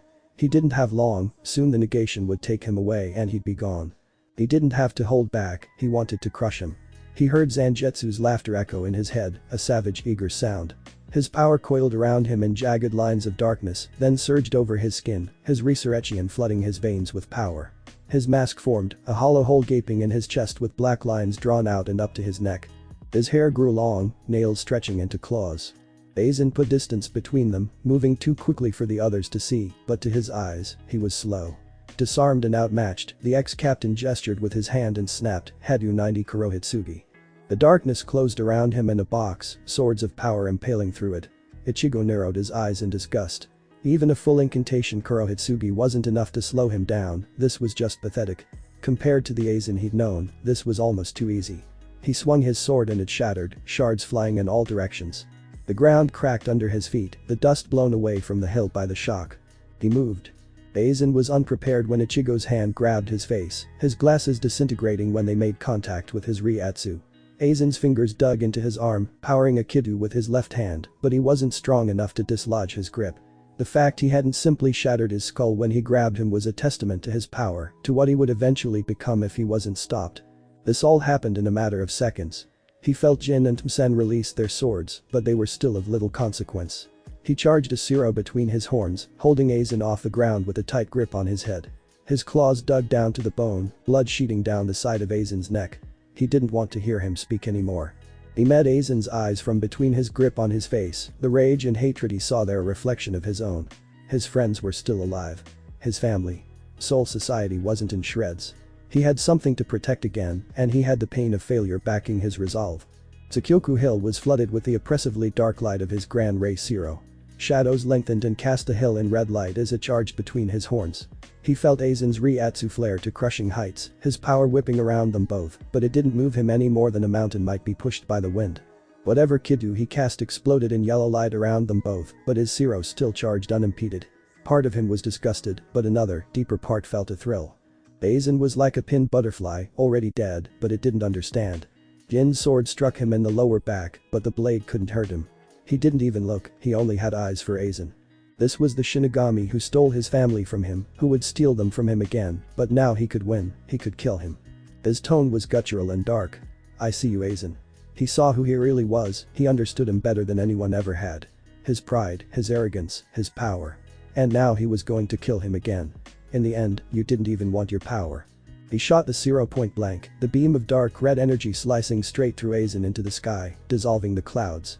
The shockwave nearly leveled the trees on Tsukyoku Hill, nearly all those present on the plateau struggling to remain standing. The sky seemed to burn, but he didn't stop there. He threw him to the ground and it cratered under the impact. Aizen's bare chest was doused in his own blood, a hole through his guts. Somehow he was still alive, eyes wide in fury. He stared at him with such hatred. This Aizen didn't know who he was, he couldn't know. Ichigo didn't give him time to recover, taking Zangetsu and driving it home in his chest, straight through his heart. Jutsuga Tensho. Power rippled and split the ground beneath Aizen, his attack shredding the former Taicho from the inside out. Red swaths of reiatsu bubbled from the rocks, shattering the ground. Chunks of rock along the edge of Sakuku Hill split and fell, the ground scarred irrevocably from his power. There was no coming back from this, Aizen would have to be dead. He raised his sword to attack again, paranoid he'd somehow failed. The dust cleared, revealing Aizen's bloody, mangled body beneath him. He didn't lower his sword, his grip so tight his own claws cut into his skin. The wind tugged his hair around his shoulders, the wind rough, now that air rushed to fill the space his Zero had just forced away. That's enough, Ryoka. He was surprised to hear the Seireitei speak. He supposed he shouldn't be, he'd known he was here, he was in charge, but it was always uncomfortable to be scrutinized so closely. Seconds ticked by, then, slowly, he lowered his sword, aware he was far from alone on that hilltop. He tossed away the dead zealot's Anpakudo, not wanting to touch the thing any longer than he had to. He distantly heard Tmsen's outraged cry, and he caught his sword in his hand without needing to look. He felt the concussion of sound his Shikai created, but it rolled off him and his power. He fixed Tmsen with an annoyed glare, the blind Shinigami screaming again in rage. Ichigo's tone was flat. Stop. He tightened his hand, breaking Tmsen's Zanpakudo like it was made of glass. Before Tmsen could do more, the blind Shinigami found Yuruchi's sword at his throat and siphons at his gut, forcing him to cease or die. He took in the scene around him, all the captains were on guard besides the Seireitei. He wasn't sure if they would attack, so he slowly sheathed his sword. That he didn't appear to be berserk was enough to make most of them relax, particularly those he knew were on his side, like Yukitake, Yuruchi, and Kamraku. He saw that Matsumoto had her sword at Jin's throat, but he already knew he wasn't a threat anymore. Both were quietly talking, but they were too far away to hear.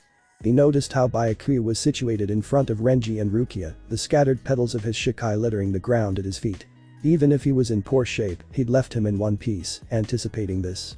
If he hadn't been there to protect Rukia with her already depleted reiatsu, he didn't know how bad it could have gotten. He glanced back down at Aizen like he was afraid he would come back to life. He was expecting him to regenerate, finding it hard to grasp the fact he had yet to accept the Hogyoku. He's ain't getting back up. Is it wrong that I'm almost disappointed? Bastard was weaker than I remembered. The sky suddenly split open, Jillian's writhing in the gash between worlds. However the ex-Taicho had gotten the Minos to open the negation for him, it no longer mattered. They sought out their targets, apparently not caring Aizen was already dead. Ichigo was ready. He parted his jaws in a roar that shook with power, the Minos and Jillian slinking back into the Valley of Screams. They were cowed, but they were still stupid things, they wouldn't go away unless he forced them. He lifted a hand, reaching with his instincts and the hole in the world. He closed his hand into a fist, sealing off the Garganta with force of will. He could feel the shock and caution rolling off of the Taichos and Fukatechos behind him. He understood he was an unquantifiable threat, but he still felt more alone than he ever had. People he'd known to be friends, mentors, Comradesti regarded him as an enemy. He lowered his hand, turning to face the others. Yukitake's voice carried, even though they were so far apart. Who are you? He looked back and lifted his mask, still moving slowly. A couple of captains looked twitchy, and he didn't want to fight his allies. Kurosaki Ichigo. Soifun shouted, Kurosaki Ichigo is human. You're decidedly not. Yamamoto shouted. Enough. Treat the wounded, take these two traitors to Senzeikyusha Shinro. He opened an eye to regard Ichigo. I will deal with Kurosaki. Ichigo's eyes widened a bit. Before he'd been beneath Yamamoto's notice, but now he was upgraded to name status. He let his hollow power go, his hair returning to normal length, the black in his sclera receding. His eyes were no longer yellow, but soft brown. His reflexes were still humming from battle, feeling surprisingly unsated. Yamamoto walked forward while the captain scrambled to follow orders. The captain commander walked past Ichigo to the edge of the battered plateau. Ichigo took the hint and followed, not entirely sure where to go from here. This is as far as his foreknowledge was of any considerable value. Now things would be different and he didn't know his place in this world anymore. He stood beside Yamamoto as he looked out over Soul Society, waiting for the ancient Shinigami to speak. The sun was beginning to set, brilliant golden light, highlighting the contours of the destruction Ichigo had wrought. Kurosaki, you don't match early reports of your power, you don't look like the teenager we surveilled a month ago. Who are you? He looked at the commander, sensing this question was digging for more than his name. I'm Ichigo, was a substitute Shinigami, a brother, a friend and a protector, a Vizorid and at one point, a captain. He looked over at Rukia, who was kneeling by her brother's side. I'm not sure what you want me to say, Yamaji. The man leaned forward on his cane, seemingly understanding Ichigo's implications. Is this the result of that man's invention? He was talking about Kisuke's Hogyoku, and he didn't come right out and ask if it was time travel, but when the dang guy was well known for displacing time, it wasn't an impossible conclusion. Ichigo wasn't sure if he was looking for a reporter's simple answer, but he'd never been sure how to act around Yamamoto. He'd defied nearly every order he'd given him at first. It had taken years for him to see the wisdom in his actions and the coldness in them. Yes. Where is the Hogyoku now? Ichigo saw no reason to lie about this. The Hogyoku couldn't be destroyed, only hidden. It would need to be kept safe, and he knew Yamamoto could be neutral in the guarding of something so powerful. It's inside Rukia's soul. Urahara can remove it, but only if she comes back to Karakura. The last bit was a bit of a lie. Yamamoto grunted in understanding, no doubt planning for her escort. They stood in silence for some time, and Ichigo had a feeling he was waiting for him to continue. When I'm from Aizen 1. He killed my family, he destroyed Karakura. He killed Renji, Rukia, Hitsugaya, Byakuya killed almost everyone. Seireitei was conquered, he nearly succeeded in creating the King's Key. That word alone had Yamamoto fixing him with a hard look. How many others have you told? You're the only one I've told about the key. Trust me, I know how important it is. I won't tell anyone, Yamaji. The wise choice, Kozu. And he was downgraded to boy once again. Why does Seireitei have your loyalty? Aizen targeted my home, my friends, my family. Seireitei is an extension of that. The number of people I want to protect keeps growing. He looked over at the captain commander. He knew why he was asking, and this talk was only happening because he'd proven to be stronger than everyone in the Gate 13. I'm not a threat to Seireitei. The fact remains that in this world you are a Ryoka, and you defeated lieutenants and captains with ease. You killed a captain of unknown power and ended a rebellion that would have done irreparable damage to Soul Society and the human world. Ichigo kept his voice low. It's not over, Yamaji. He's got an army of a ranker in Hueco Mundo, and I don't know what they'll do now that he's dead. Yamamoto mulled this over, then asked, what will you do? Recruit the Vizards. This got his attention. I forgot you didn't know Vizards weren't changed by choice. Aizen framed Kisuke, and Kisuke did what he could to keep them alive. They did nothing wrong. He couldn't help but defend his friends, they were like him, he couldn't help but feel a certain kinship. Yamamoto considered this, then looked out over Seireitei. We owe you a great debt, it would seem. You and the other Ryoka may stay and recuperate before returning to the human world. Ichigo didn't like collecting on debts, but he knew it would only be an insult to their pride if he didn't accept. Ah. Thanks, Yamaji. I expect a full report, Kurosaki. He fixed him with a steady look. I'll meet with you tomorrow evening. He had no doubt there was a lot to be done with all the recent chaos, a day wasn't that long to wait at all. He had a feeling Yamamoto was aware he would be omitting some details and information, but for the moment, he seemed to grudgingly accept that. The Seireitei walked back to the others, shouting a few more orders and having his lieutenant send hull butterflies to the absent divisions. He does not trust you, Ichigo. You have shown yourself to be merciless and powerful, nor have you shown to have any sort of respect for authority. Be cautious. If he decides to outmaneuver me, what could I do? He has centuries on me. But if the old bastard wants to fight, we'll win. This is pointless. We're not going to fight him, we're on the same side. But if we do. Not gonna happen, Zangetsu. There was a lot of upset grumbling, but that was the end of that. Ichigo didn't move just yet, sensing Ishida, Orihime, and Sato returning to the top of Sakyoku Hill. He assumed Yuichiro and Ganju had decided to get going now that things were settled. He waited for them, wanting a few more minutes alone. He noticed Rukia and Byakuya talking and left them be, glad Byakuya had again made peace with himself and Rukia. He didn't feel like he'd won. The mood was somber and subdued, and the Shinigami on the hilltop avoided him like he was some kind of monster. So nothing had changed. If you didn't scowl like that, maybe they wouldn't be so piss scared. So I should smile like you? Zangetsu cackled. Just like that, King. He couldn't decide if he was making fun of him or trying to make him feel better. He watched the 4th Division run around treating Kamamura, Renji, Byakuya, and everyone affected by simply being too close to his battle with Aizen. That word felt wrong. It wasn't a fight, it was just plain murder. The sun was nearly set by the time his friends made it back over to him, the 4th wrapping up their field treatments to move their patients to the 4th Division. Orihime told him on the way back up, Yuichiro had gotten a hell butterfly, then offered to let them all stay in the 11th Division barracks until they returned to the human world. He caught their eyes slipping over to Aizen's bloodied body, but the sun was low enough that any detail of that slaughter was cast in shadow. He knew Orihime tried to brush it off, but was struggling to keep her composure. Ishida said nothing, he only watched Ichigo in contemplative silence. They retreated to the barracks, the conversation staying light, recounting what had happened while they were separated, then lapsing into uncomfortable silence. The streets were still rather busy after all the commotion they had either caused or been a part of. Kidu-powered light flickered on along the path, but the streets were still dark. Ishida finally broke the silence. "Kurosaki, you plan on working with Soul Society?" Ichigo stopped abruptly. "Ishida. This isn't the place." He gave him a warning look, aware Mayuri could very well be listening in on them without their knowledge. There were some things he wasn't willing to share with Soul Society just yet. Ishida seemed to understand, but the frustration was clear on his face. His tone eased, looking between them. "Look. I don't know the future anymore. Not really. My knowledge is next to useless now." He could feel the distance between them. It was uncomfortable knowing the people he'd once been so close to were only alive in his memories. He sighed, looking up at the stars. These were different from the ones in his inner world, these were actually calming. They put things into perspective. He looked back at his friends, changing the subject for the moment. "You want to be strong, don't you? I can help." He didn't want to do this alone. He could try, but he knew he would fail. Orihime took a step forward, the resolve in her eyes reminiscent of the Inuo he remembered. "Kurosaki-kuni want to protect Itsuki, I want to help you, everyone." Ishida's brows furrowed, his attention suddenly on her. "Inuo." Ichigo's lips turned up into a faint smile, thinking of Haki. "I know someone who can help you. When we get back to Karakura I'll take you to see him." He turned his attention to Ishida. "You need to speak with your father." Ishida's eyes widened, clearly less than thrilled. Ichigo left that hanging and looked to Sato.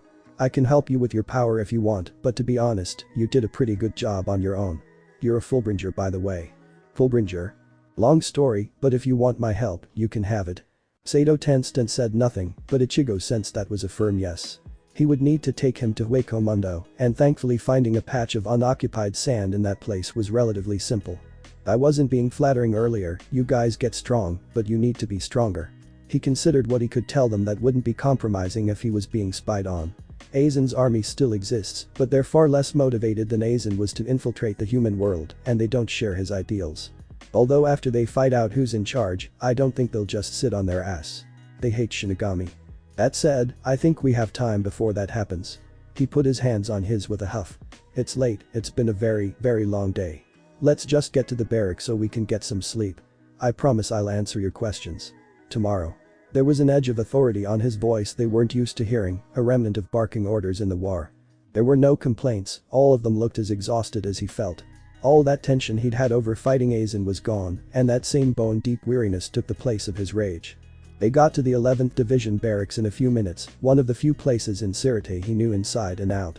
A member he didn't know by name led them to their quarters, uncertain what to do when Ichigo demanded his own room.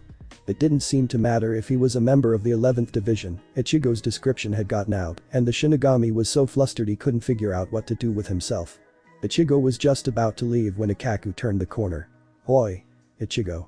He turned, surprised to see him on his feet so soon. "Ikkaku. What's the deal?" Ikkaku strode up to his group, looking over his friends with a critical eye, then dismissed them. Ichigo said, "I want my own room." Ikkaku looked at Ishida, then Sato, not seeing anything wrong with the two. "Why?" Ichigo clearly wasn't a self-entitled prick, Ikkaku didn't see a problem. Ichigo's frown deepened, not wanting to let the entire world in on his shortcomings. "You know what, whatever. I'll sleep outside." He turned to go, Ikkaku's voice behind him. Hey. You think the 11th can't give the guy that beat the hell out of our captain a room, who do you think we are? Ichigo stopped, annoyed. "Well then give me a room, Baldy." "What?" Ikkaku reached for his Zanpakuto, and Ichigo tried not to roll his eyes. Orihime gestured wildly, flustered. "It's fine. We can just share and let Kurosaki have the other." Ikkaku grabbed Ichigo's arm and dragged him down the hall, angrily muttering. He left Ichigo's friends behind, leaving them standing in the hallway with their escort. He tossed Ichigo into an empty room. He was suddenly serious. "Why, Ichigo?" Ichigo let Ikkaku manhandle him and shrugged. "Used to sleeping alone is all." Ikkaku didn't sound sold on the excuse. "Whatever. Get some sleep, I'm sure Zaraki will be looking for you tomorrow." "Good night." Ikkaku snorted and slammed the door on Ichigo, leaving the Visored standing in the dark. That could have gone better. "You should tell your friends the truth." "I'm not lying to them." "Ichigo." He frowned, aware Zangetsu no Asen wasn't going to take any excuses. He didn't dwell on it, removing his Zanpakuto and lying down on the bed he rolled out. "Zangetsu." The switch was easy and Zangetsu didn't object. He was ashamed he needed to do this, he didn't want his friends to know. He didn't want to hurt anyone again, and despite his exhaustion, he knew his emotions were raw. Inside his inner world, there was silence, but as he finally slipped into sleep, the wind howled. Thanks for watching this video. If you really enjoy this video, like, subscribe, and comment down below, and turn on that bell notification. Don't forget to support and follow the Shapooda for writing that awesome fanfic, and also make sure to comment on this story link in the description. See you in the next video. Goodbye.